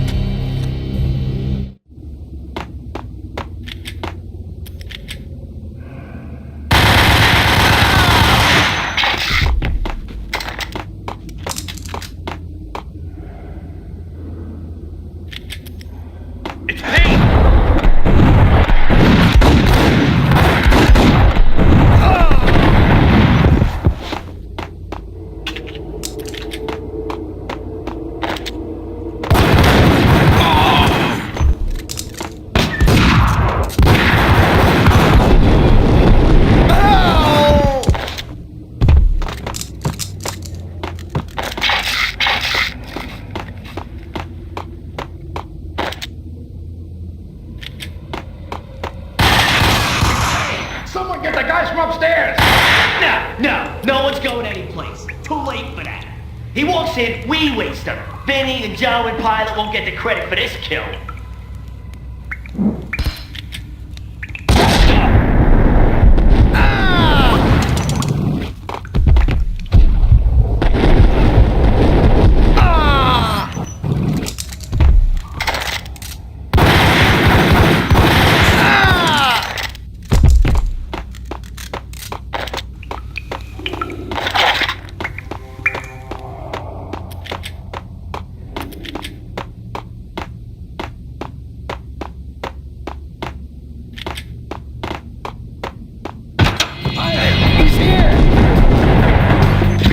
It didn't take me long to run into the trio. The word on Lisa Punchinello was that she was a bit of a witch. The tarot cards on the kitchen table fit the picture. They weren't my kind of cards, but I was willing to take a crack at the hand Mrs. Punchinello had dealt. The first card was the Tower. Maybe that was supposed to be the manor. It got easy after that. The devil was the master of the house, and death was me, coming for him.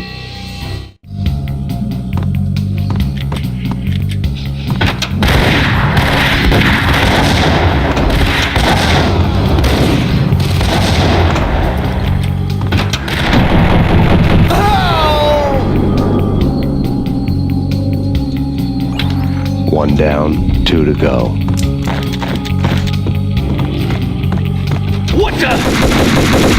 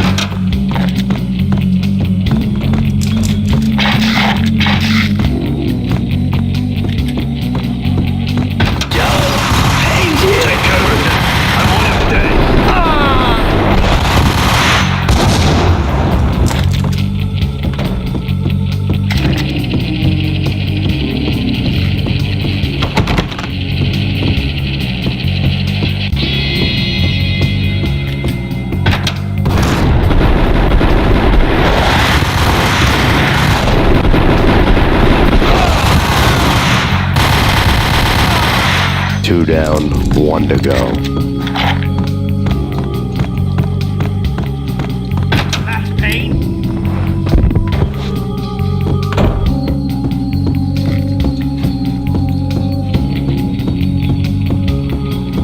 Don't stop at him! This will stop anything. Take cover.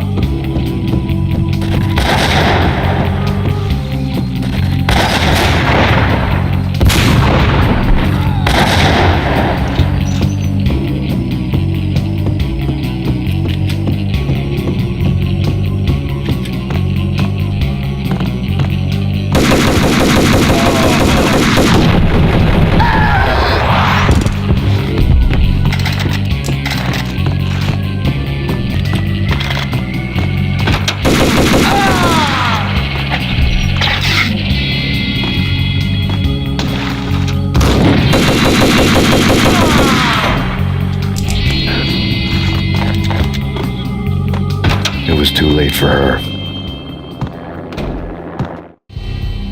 You're a real angel, Max. I couldn't tell whether it was Mona or her sister. The body was a mess. The sick bastard had really gotten a kick out of it. Seeing her lying there got me thinking about another woman's body on another bed. Got me thinking about a fallen cradle.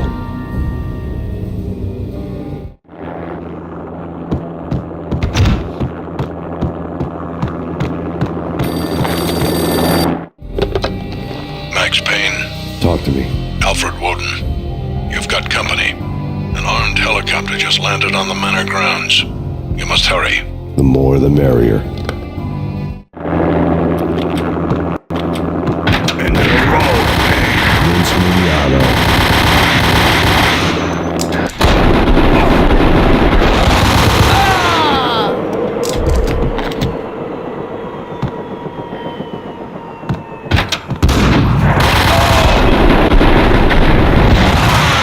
Punchinello's trio was done for. Outside my door. Hurry. He's coming for me. You gotta hurry. Please. I could hear Punchinello on the phone begging for help. He should have been saying his goodbyes. Punchinello was a pushover. The moment I stepped into the room, he folded like a deuce before a royal flush. No, wait. I was just doing what I was told. I couldn't refuse. She's someone high up. Government, maybe. I don't know. He was trying to buy more sand for his hourglass. I wasn't selling any. No, I told him not to.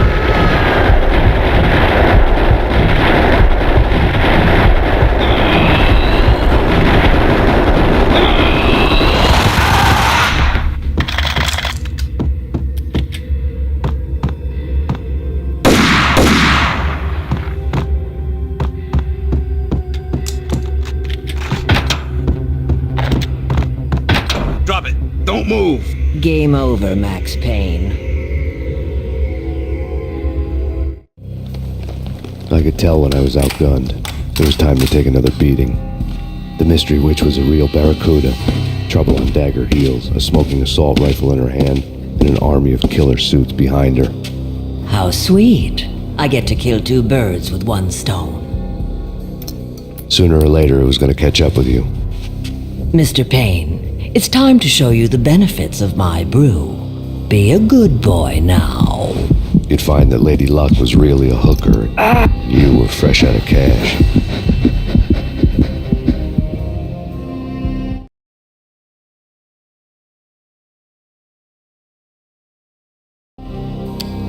Gentlemen, we're done here. Take me to Cold Steel. She had just given me an OD of Valkyr. I could feel green fire eating my brains. They turned to steam. They did a fade on me. I'd never had a chance. The witch had got me just as sure as if she put a gun to my head and pulled the trigger.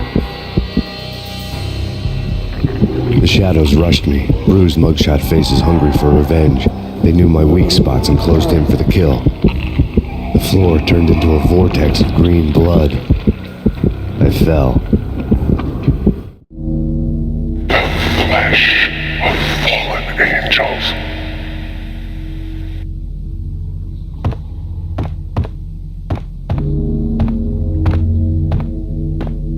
Who's there? Max? Max, is that you?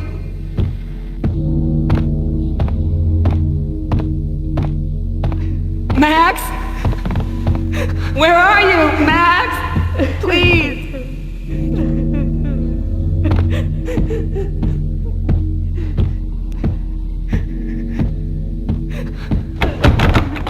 No, please, Max, no. I'm sorry. Please don't, Max, no.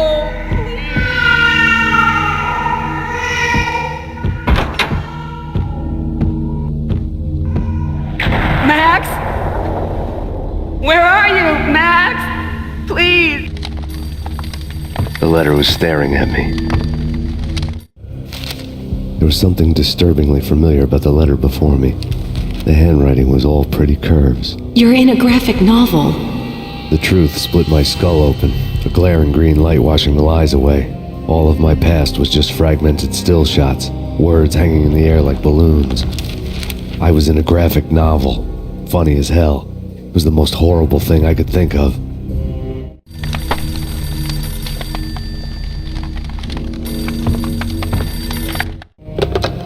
Bartender is shiny stuff and dreams are made of stooped necromancers. He sings like a banana wrist, having strayed too close to the constellations on their shaved skulls. There was a bad line in a prank call. Someone spouting insane babble. I couldn't make sense of it. But I had an overwhelming sense of deja vu. The caller's voice sounded oddly familiar.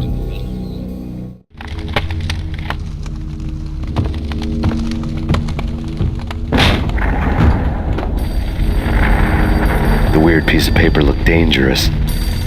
There was something disturbingly familiar about the letter before me.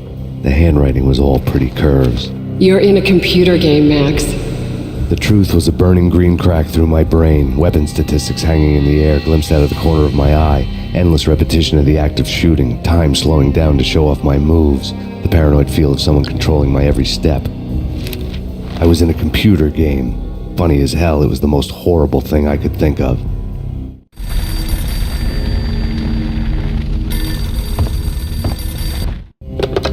Don't lose it. It's Valk here. The drug. Snap out of it. Try to remember. It was a bad line in a prank call. Someone spouting insane babble. I couldn't make sense of it. But I had an overwhelming sense of deja vu, and the caller's voice sounded oddly familiar.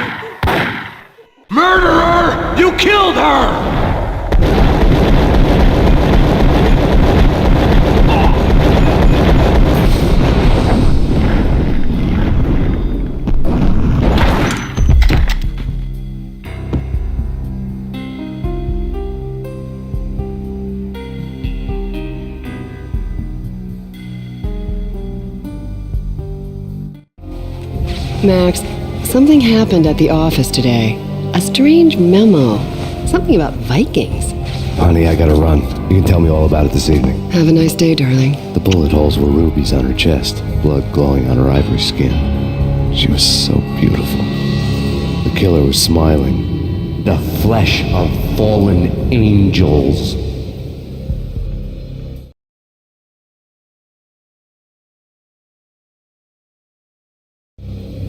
Slowly, the green nightmare faded, leaving dark stains on my soul that would never come off. I felt like flatlining. I was all shook up.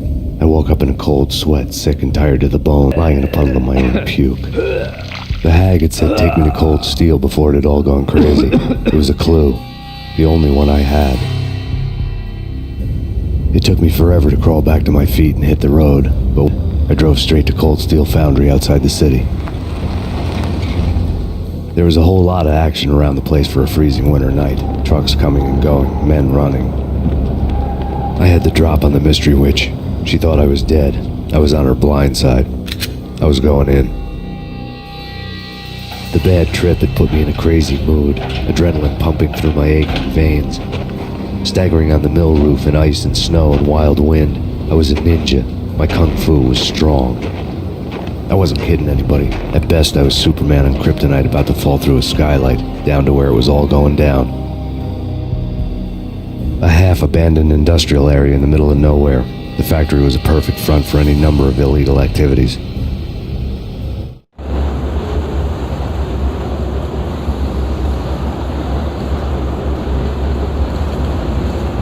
the belly of the plant, molten metal boiled and bubbled like a witch's brew.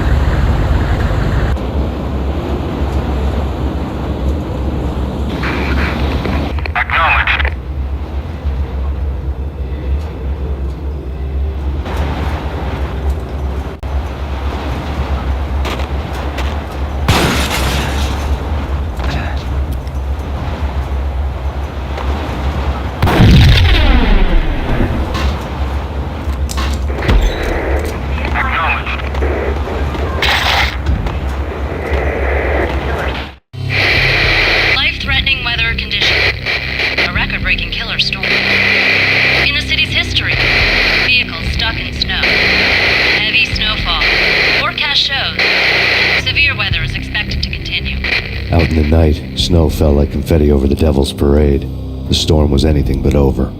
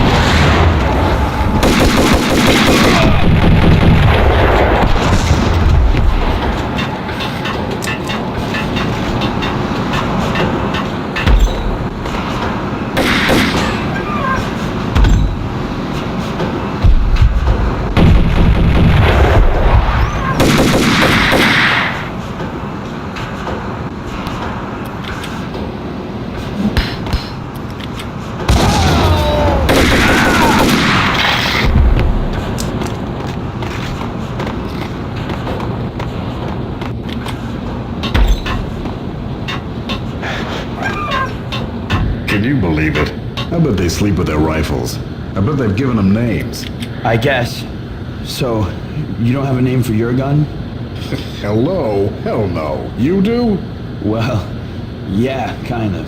Hey, let's hear it. Well, I call it Dick Justice.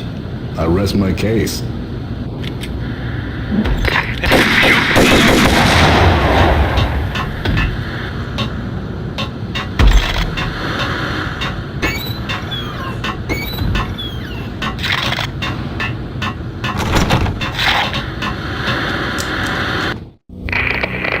Perimeter breached. The facility has been compromised. Repeat, the Deep Six has been compromised. Initiate Operation Deadeye. The walkie-talkie military lingo could mean only one thing. They were getting ready to destroy the evidence and vanish into the night. I was so close. The hidden truths were just around the corner.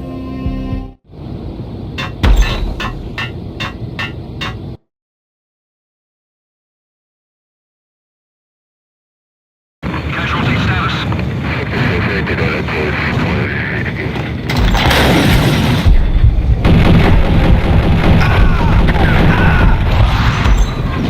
The folder on the table told a grim tale.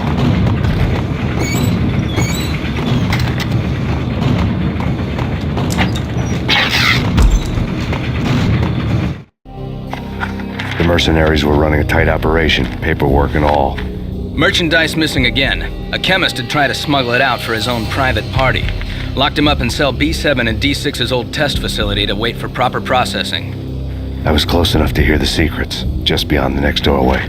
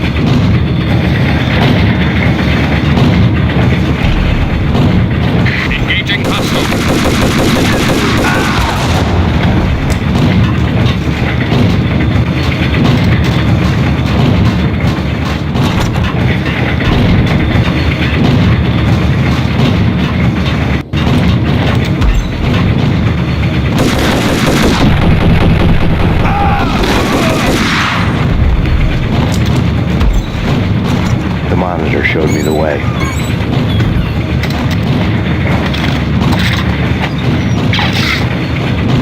Processing diagrams fill the control room screens, all but one. An elevator titled D6 on one of the screens, somewhere onwards, past rows of ovens, in the core of the plant.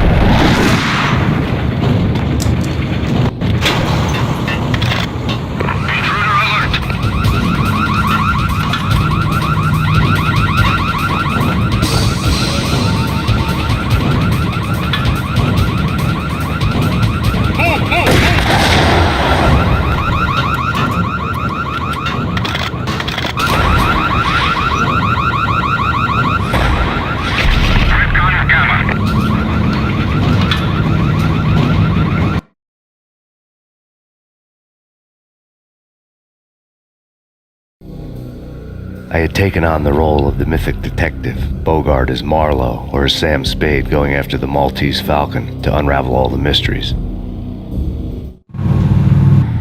Following a path of clues to that final revelation, even if it would take me down to the cold, cavernous depths of a grave. You can't do this! My men are still inside! Do you have any idea why this is called Operation Dead Eyes?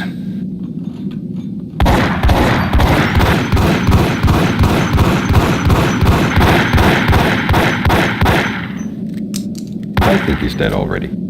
Let's do it.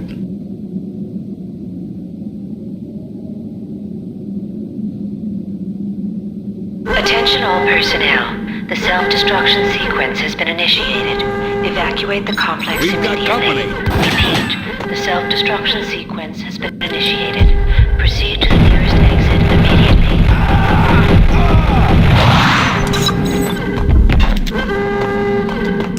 I'd seen the logo on the floor before. There was an old army bunker under the steel mill. I knew the military plaque on the floor. I'd seen 1,000 variations of the insignia on crumbling brick walls everywhere in the city. The sword replaced by a syringe. Project Valhalla, V for Valkyr, V for Valhalla. All of a sudden it read like a crackpot conspiracy theory.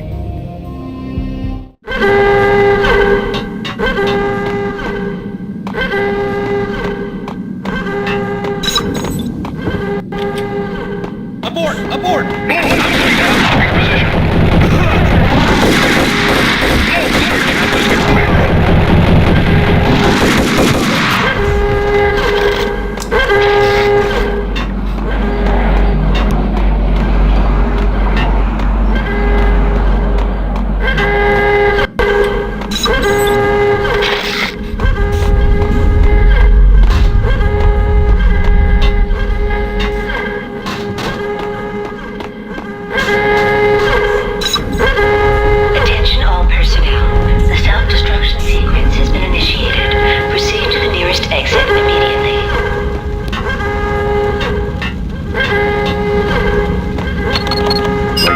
In the Valkyr case, the door code was a mystery to me.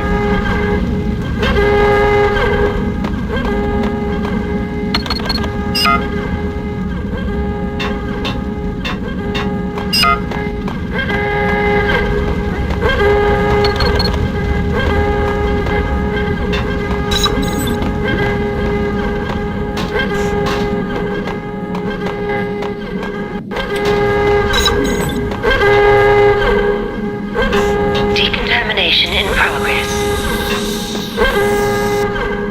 Decontamination completed.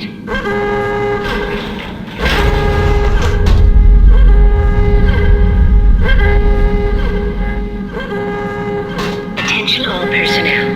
The self-destruction sequence has been initiated. Proceed to the nearest exit immediately. The chemist had been using the workstation when he died. The half-life of the lab rat had ended online, his password blinking on the screen. 665, the neighbor of the beast.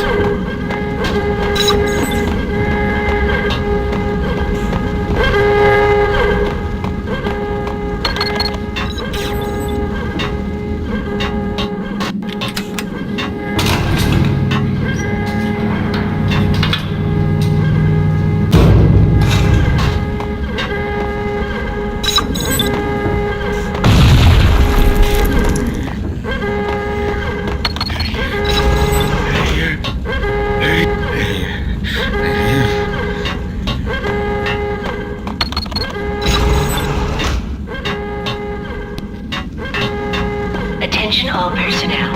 The self-destruction sequence has been initiated. Proceed to the nearest in here! exit Hey! immediately. Get me out of here! I'm in... Thanks. I thought I was gonna die in there for sure. I need you to get me through the decontamination chamber airlock. You're crazy! No way! The place is blowing up, for Christ's sakes! Either that or back to the cell. Your choice. Okay, I'll do it. I'll do it.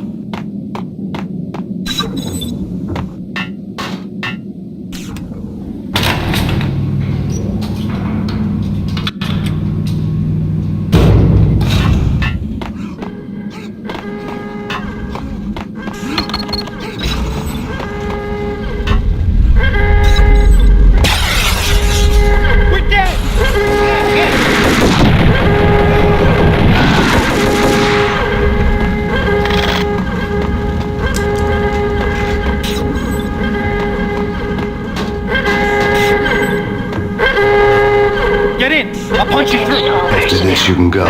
You're a free man. You did a bad thing. Proceed to the nearest exit immediately. Decontamination.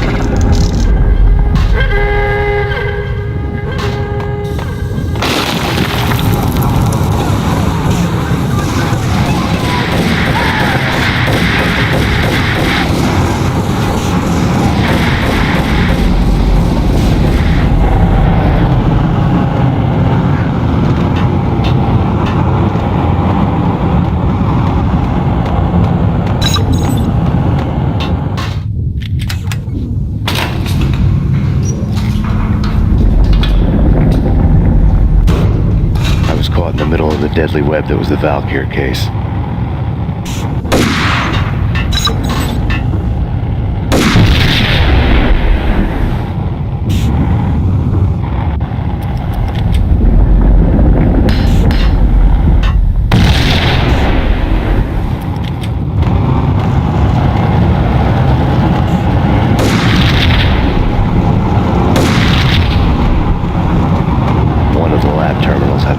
Logo on the screen.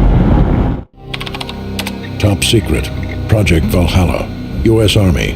Yggdrasil Network. Valhalla. The otherworldly place in Norse mythology where the bravest heroes spent their afterlife feasting and fighting forever.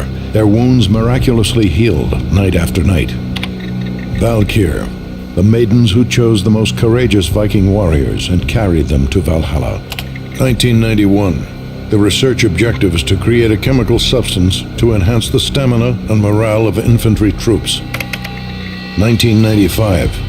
Results unsatisfactory. Project cancelled. Someone had decided to continue the sick experiment unauthorized. Project compromised. Data leak. Fix the damage by any means necessary. Security clearance red. Authorized by the project lead. Field test. Double the dosage for all the remaining test subjects. Observe and record the subject's behavior in an urban setting. The drop-off point was my old address in New Jersey. The file dated 3 years ago. Just when you thought you had reached the deepest depths of horror, it suddenly got worse. How to turn off that small voice inside your head that started to whisper that you should be glad that now, if not before, your revenge was justifiable on any conceivable moral scale. That small voice proved, beyond any doubt, that I was damned. The dagger-heeled woman had come and gone a long time ago. There was nothing more for me here. The bunker's name was acting as a self-fulfilling prophecy.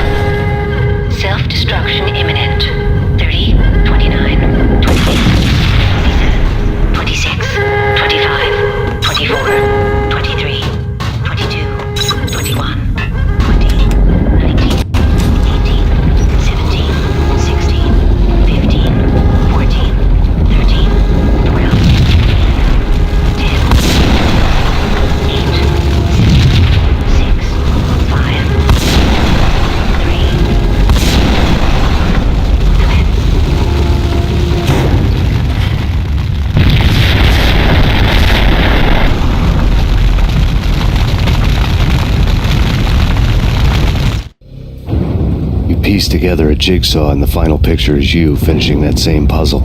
A mad, green-eyed killer standing behind you. An urban legend come true. The Project Valhalla test subjects had been the mad junkies who had murdered my loved ones. The rest was simple body count math. It all pointed to her. Ms. Valkyr. The factory went up in a fiery inferno behind me. All my leads were dead, turned to smoke and dust. I had lost my way. I hadn't slept in a million years.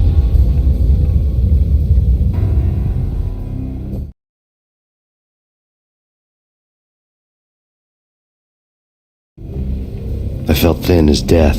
I've been living on an endless supply of week-old donuts. They were fuel for this crazy furnace inside my head.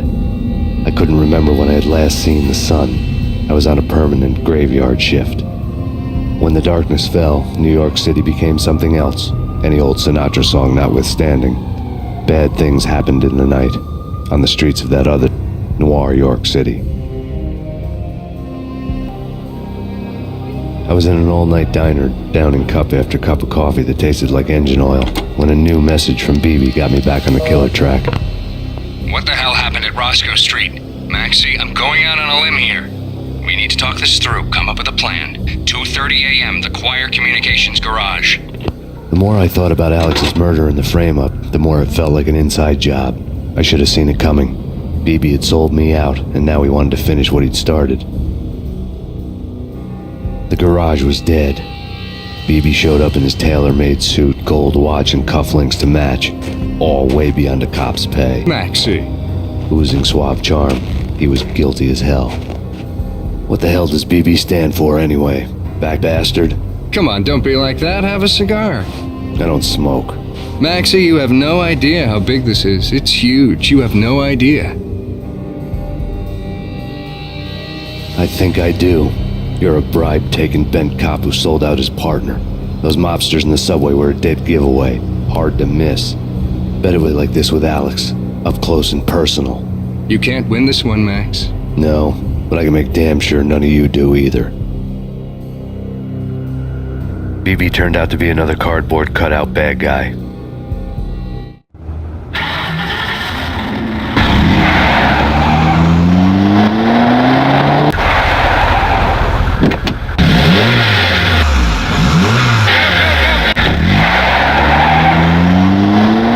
Bad cop on the take, a cowardly right-hand man fleeing from the scene, leaving his paid thugs to do his dirty work.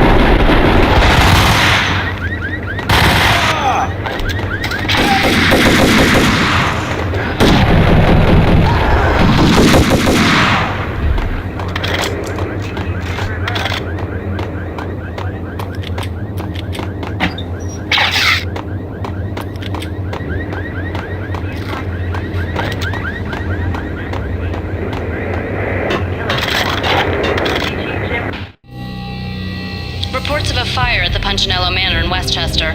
The manor is the home of Angelo Punchinello, the alleged head of the Punchinello crime family. The police are now saying, contrary to their earlier statements, that Max Payne is still alive and at large. He continues his vendetta against the Mafia, of which this last act of arson is attributed to. I had no recollection of setting any fires, but I did remember the flames.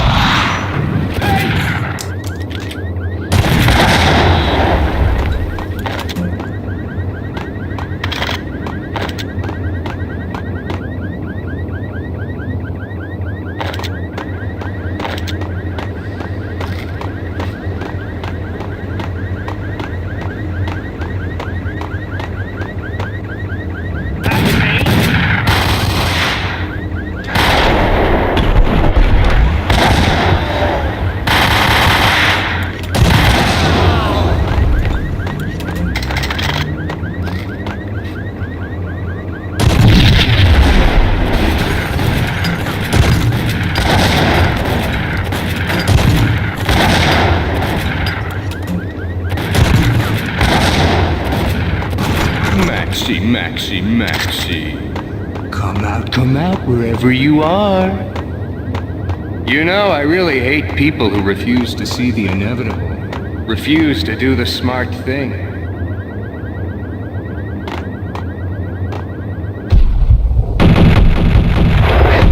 I must do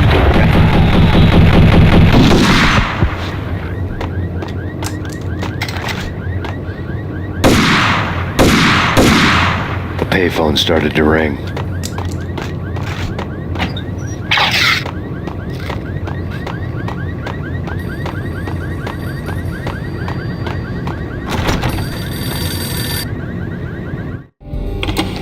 Yeah. Max Payne? Whatever does it for you. This is Alfred Woden. I can give you the name of your enemy. Come to the Asgard building presently. We are expecting you.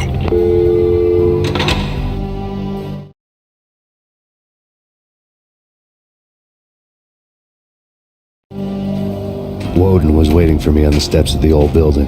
Mr. Payne, let's go inside. The others are anxious to begin. The others? Despite the general misconception, this building actually predates the City Hall by 2 years, thus being the oldest municipal building still in use here at the foot of the Brooklyn Bridge. No kidding. The old man played tour guide as he led me through a dark, domed hall. The answers I was after loomed large ahead.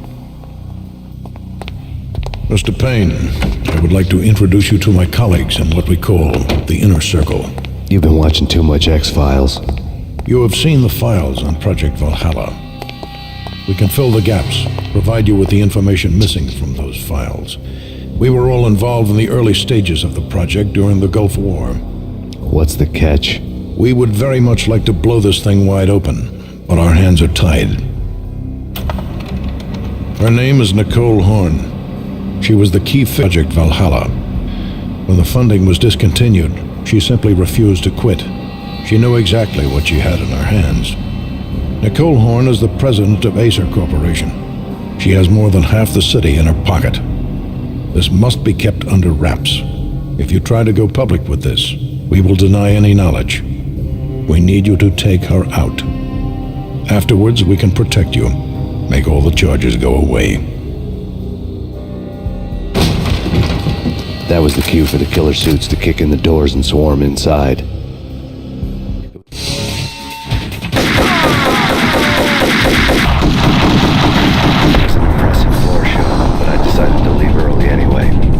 Only a one-story fall.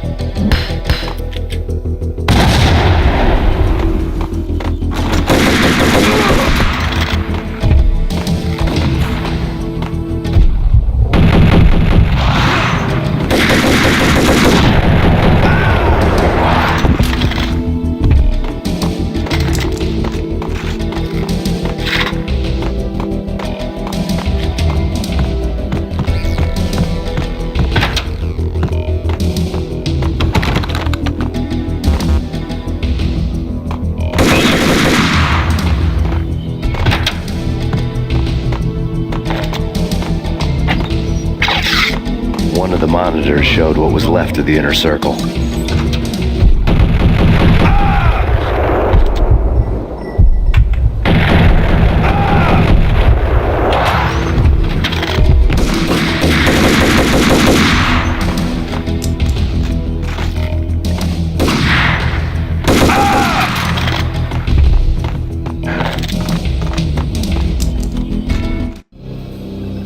On screen, the so-called corpse of Alfred Woden stood up, miraculously waking from his dirt nap, looking smug among his dead pals. In the land of the blind, the one-eyed man is king. I didn't know how he pulled it off, but it was a pretty slick way to get out of all his promises. Most of what he had said fit too well to be a load of crap.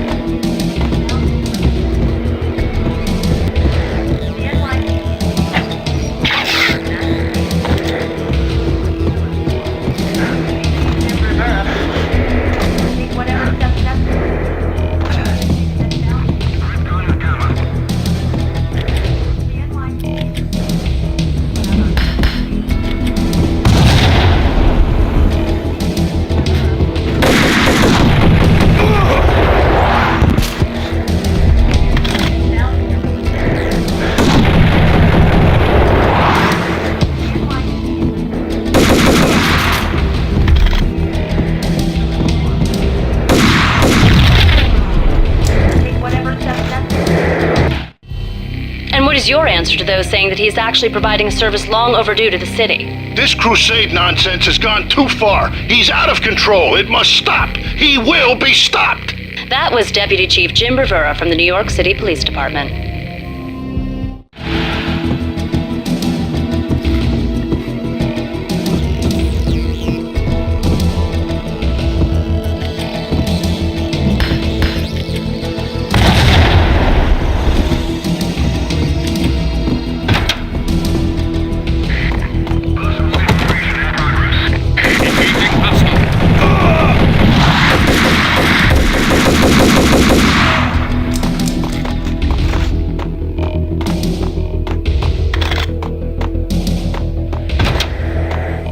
Videotape lay on the desk. Nicole Horn had blackmailed the inner circle into silence. The tape came with a curt extortion note on a piece of expensive paper. I remembered Candy Dawn taping her clients in action on the side, selling the tapes to the highest bidder. I was sure that kinky sex was nowhere near Alfred Woden's worst sin. But I had a feeling that when this was over, any collateral would come in handy.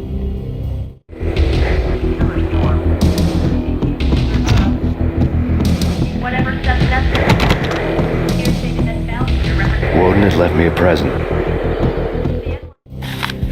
Woden had taken care of my mission preps with military precision. The critical areas in the Acer Corporation headquarters blueprints were circled in red. The president's office was at the top of the building, right below her penthouse suite. The elevators were controlled by a security computer, part of the mainframe located underground below the building. The high-rise was sealed as tight as a sci-fi fortress.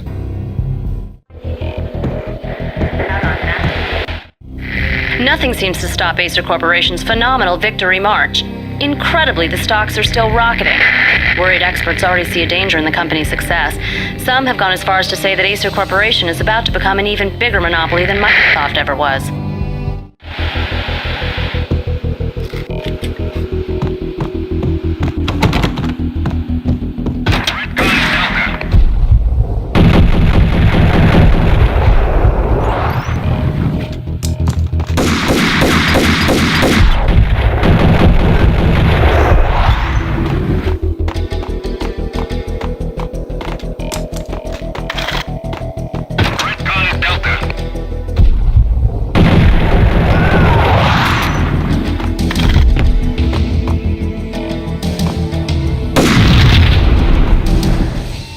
Go, go!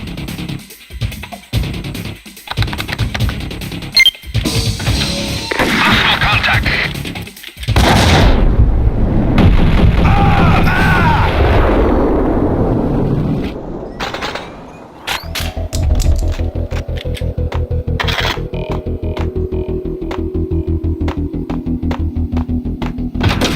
Search and destroy.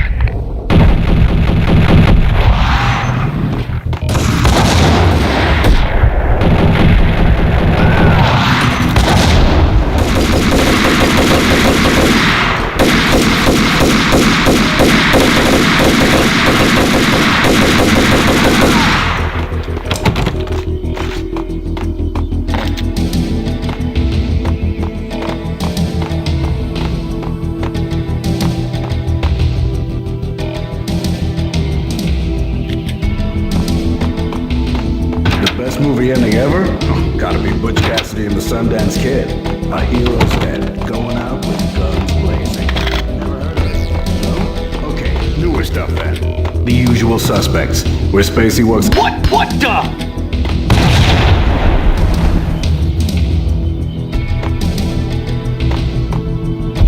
Hey,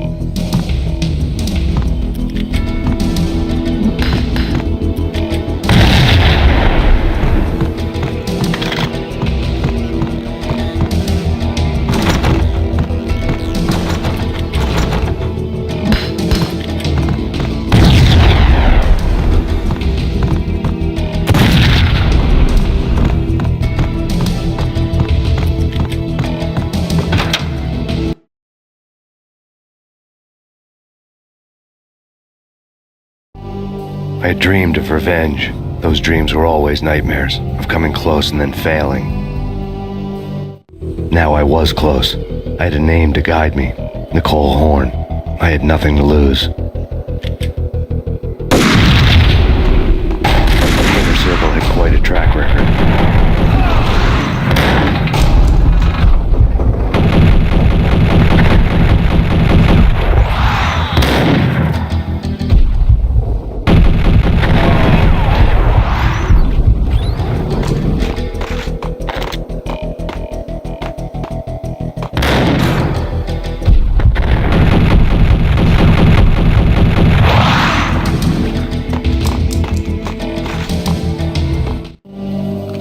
Project Valhalla had not been the only thing the Inner Circle had been involved in. There were rows of cabinets full of files. The Serpentine Secret Society went back a long way, always pulling strings from the shadows. I couldn't say I was sorry. Woden's move in some Byzantine power game had cut the Circle's membership roster to 1. The old man wanted me on cleanup duty. It was my mess, too.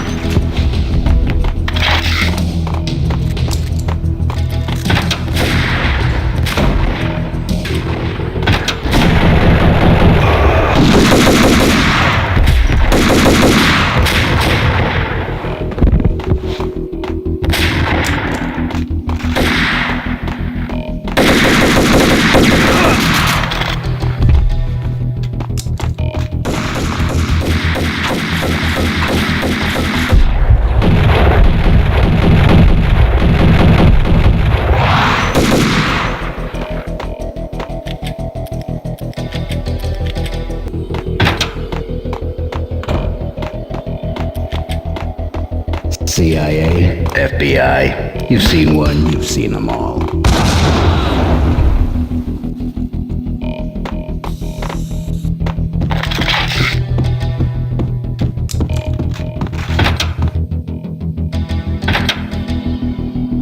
Take him down. Shoot to kill. Let's finish this.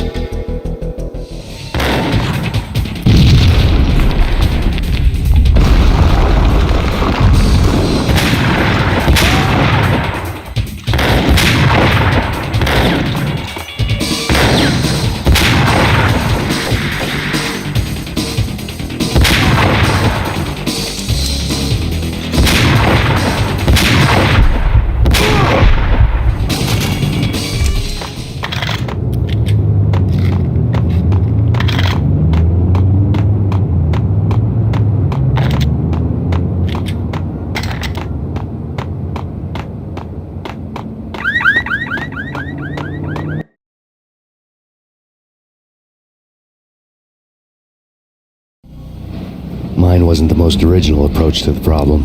It wasn't as if it hadn't all been done before. An eye for an eye, the first principle of revenge. Old as dirt, still going strong. The cardinal rule in going after someone with an intention to kill was not to make it personal, which it almost always ended up being anyway. It did with me. I took my time, cruising around the city in the snow. There was no hurry. I knew what I had to do now. I took my time, thinking about it, building up age. When I was ready, I parked the stolen wheels at the front entrance of the Acer Corporation headquarters. Got out, got in, got cracking. I had a bullet with Nicole Horn's name on it. I had 10,000 bullets with the hag's name on them. She had ultra-high-tech security systems, enough mercenaries and weaponry to start World War III. There was no fear. New York disappeared behind a veil of snow. I had crossed the threshold. This was her domain, sleek and sexy and soulless, all glass and steel. A place of security key cards, metal detectors, and surveillance systems.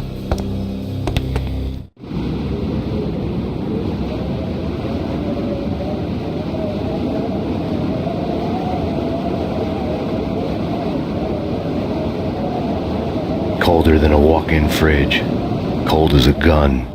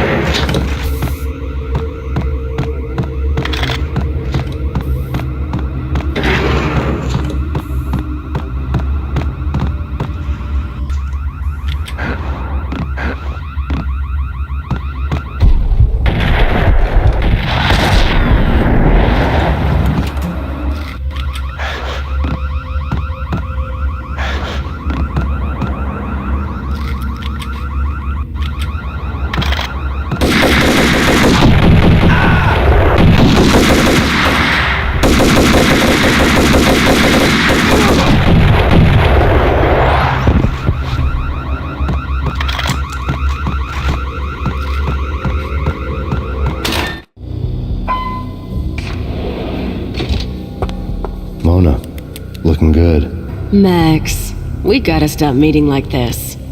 It will be a cold day in hell before I let a narc cop stop me. Miss Sachs, do your job. Relax, Max. You're a nice guy. I don't kill nice guys. You're not bad yourself. It was different when Horn wanted Punchinello dead. To cut her ties to the Mafia, he deserved to die. The same goes with her. She's the bad guy here. Her sister was whispering to her in my favor. I knew the appetites of ghosts intimately. They hungered for revenge. No! A gunshot boomed and she fell down in slow motion. She was a nice girl, stone cold killer, and now she was stone cold dead. Like religious fanatics or loyal samurai, Horn's private army was coming at me. Found him. Found him.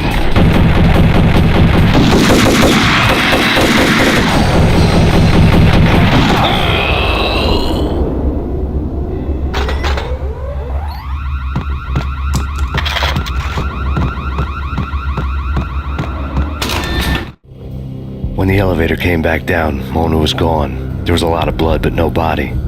Something clicked for the final time. My mind had never been so clear, as if somewhere high above the storm clouds were already gone, cold stars blazing from the black skies.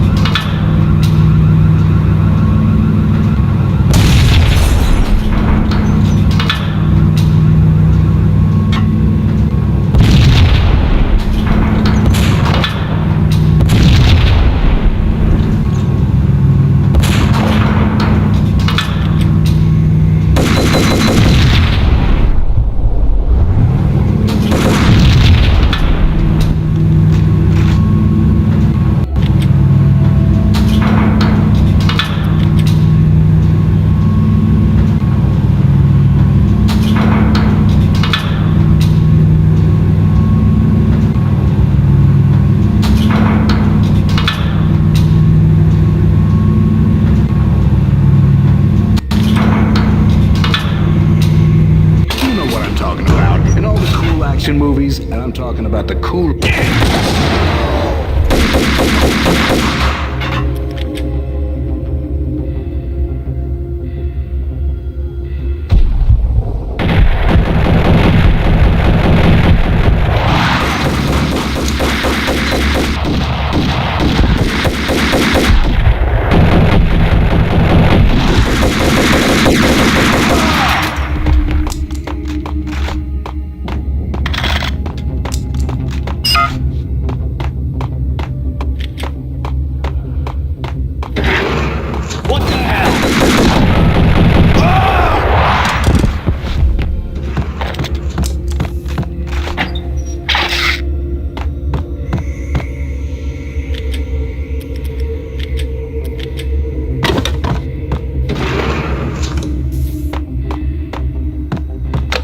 I had elevator access to the mainframe.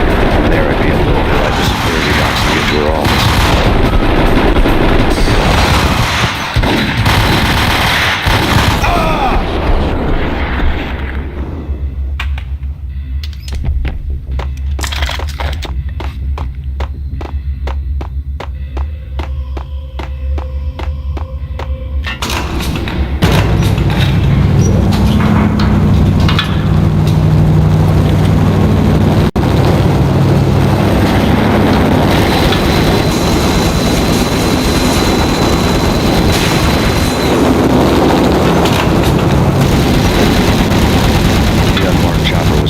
Guardian, inhuman and flawless. It was stalking me. I hate this stereotype. I'm not a cold-blooded killer. I'm a nice...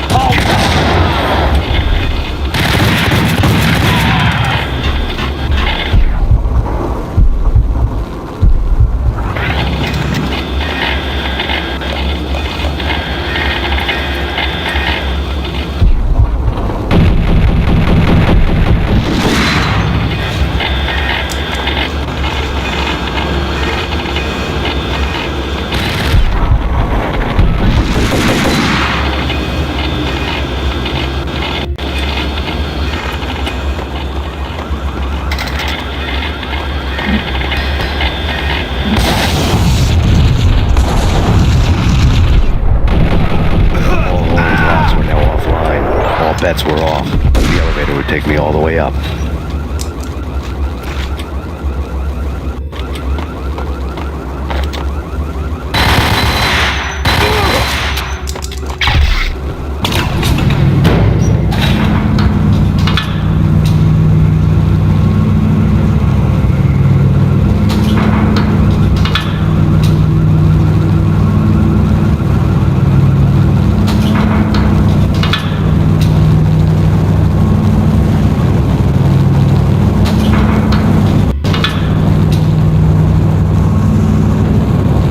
This height, the night seemed to stretch on to eternity.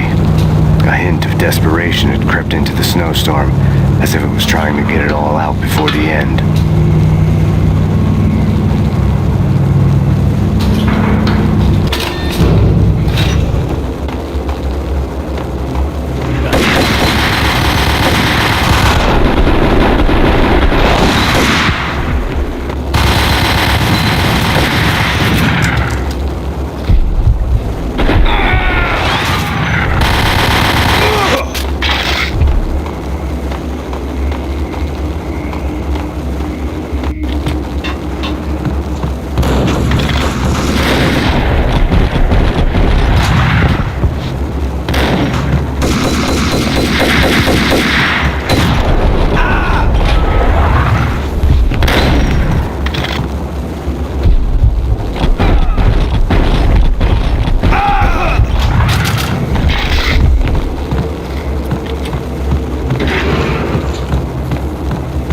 Horn's personal computer was on.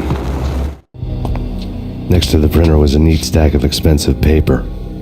Hacking through Horn's computer would have unearthed files of criminal plans, strategies for world domination, spy helicopter reports, illegal wiretap recordings, internet porno, all of the above. Take your pick. I really didn't care anymore. I had seen too much of it already.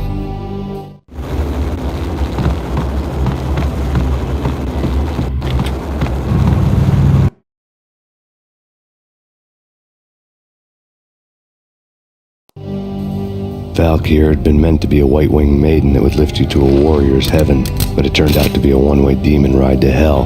The devil was in the drug. I knew. I had met him.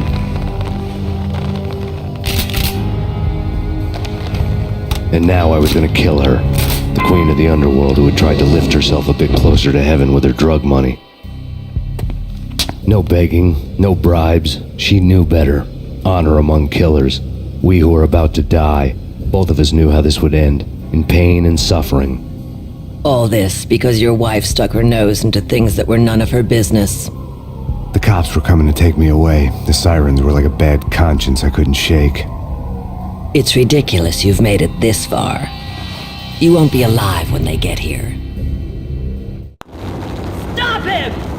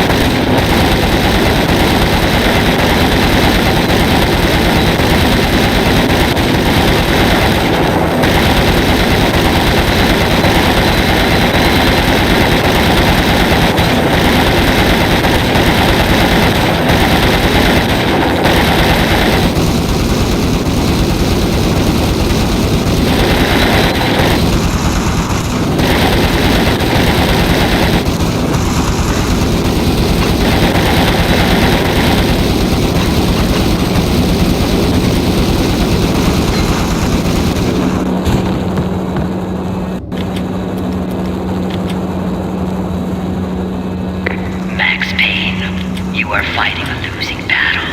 You cannot survive this. You will die. Stop fighting. Make it easy for yourself. Accept your fate. You will die.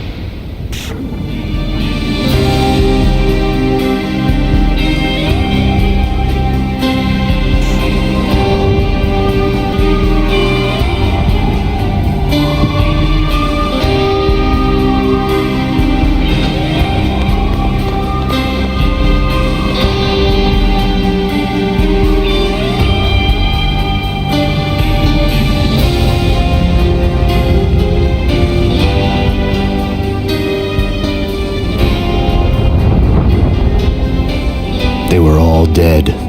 The final gunshot was an exclamation mark to everything that had led to this point. I released my finger from the trigger. And then it was all over. The storm seemed to lose its frenzy. The ragged clouds gave way to the stars above. Max Payne, this is Deputy Chief Jim Bravura from the NYPD. We've got the building surrounded. Throw down your weapons and lie down with your hands behind your head. A bit closer to heaven.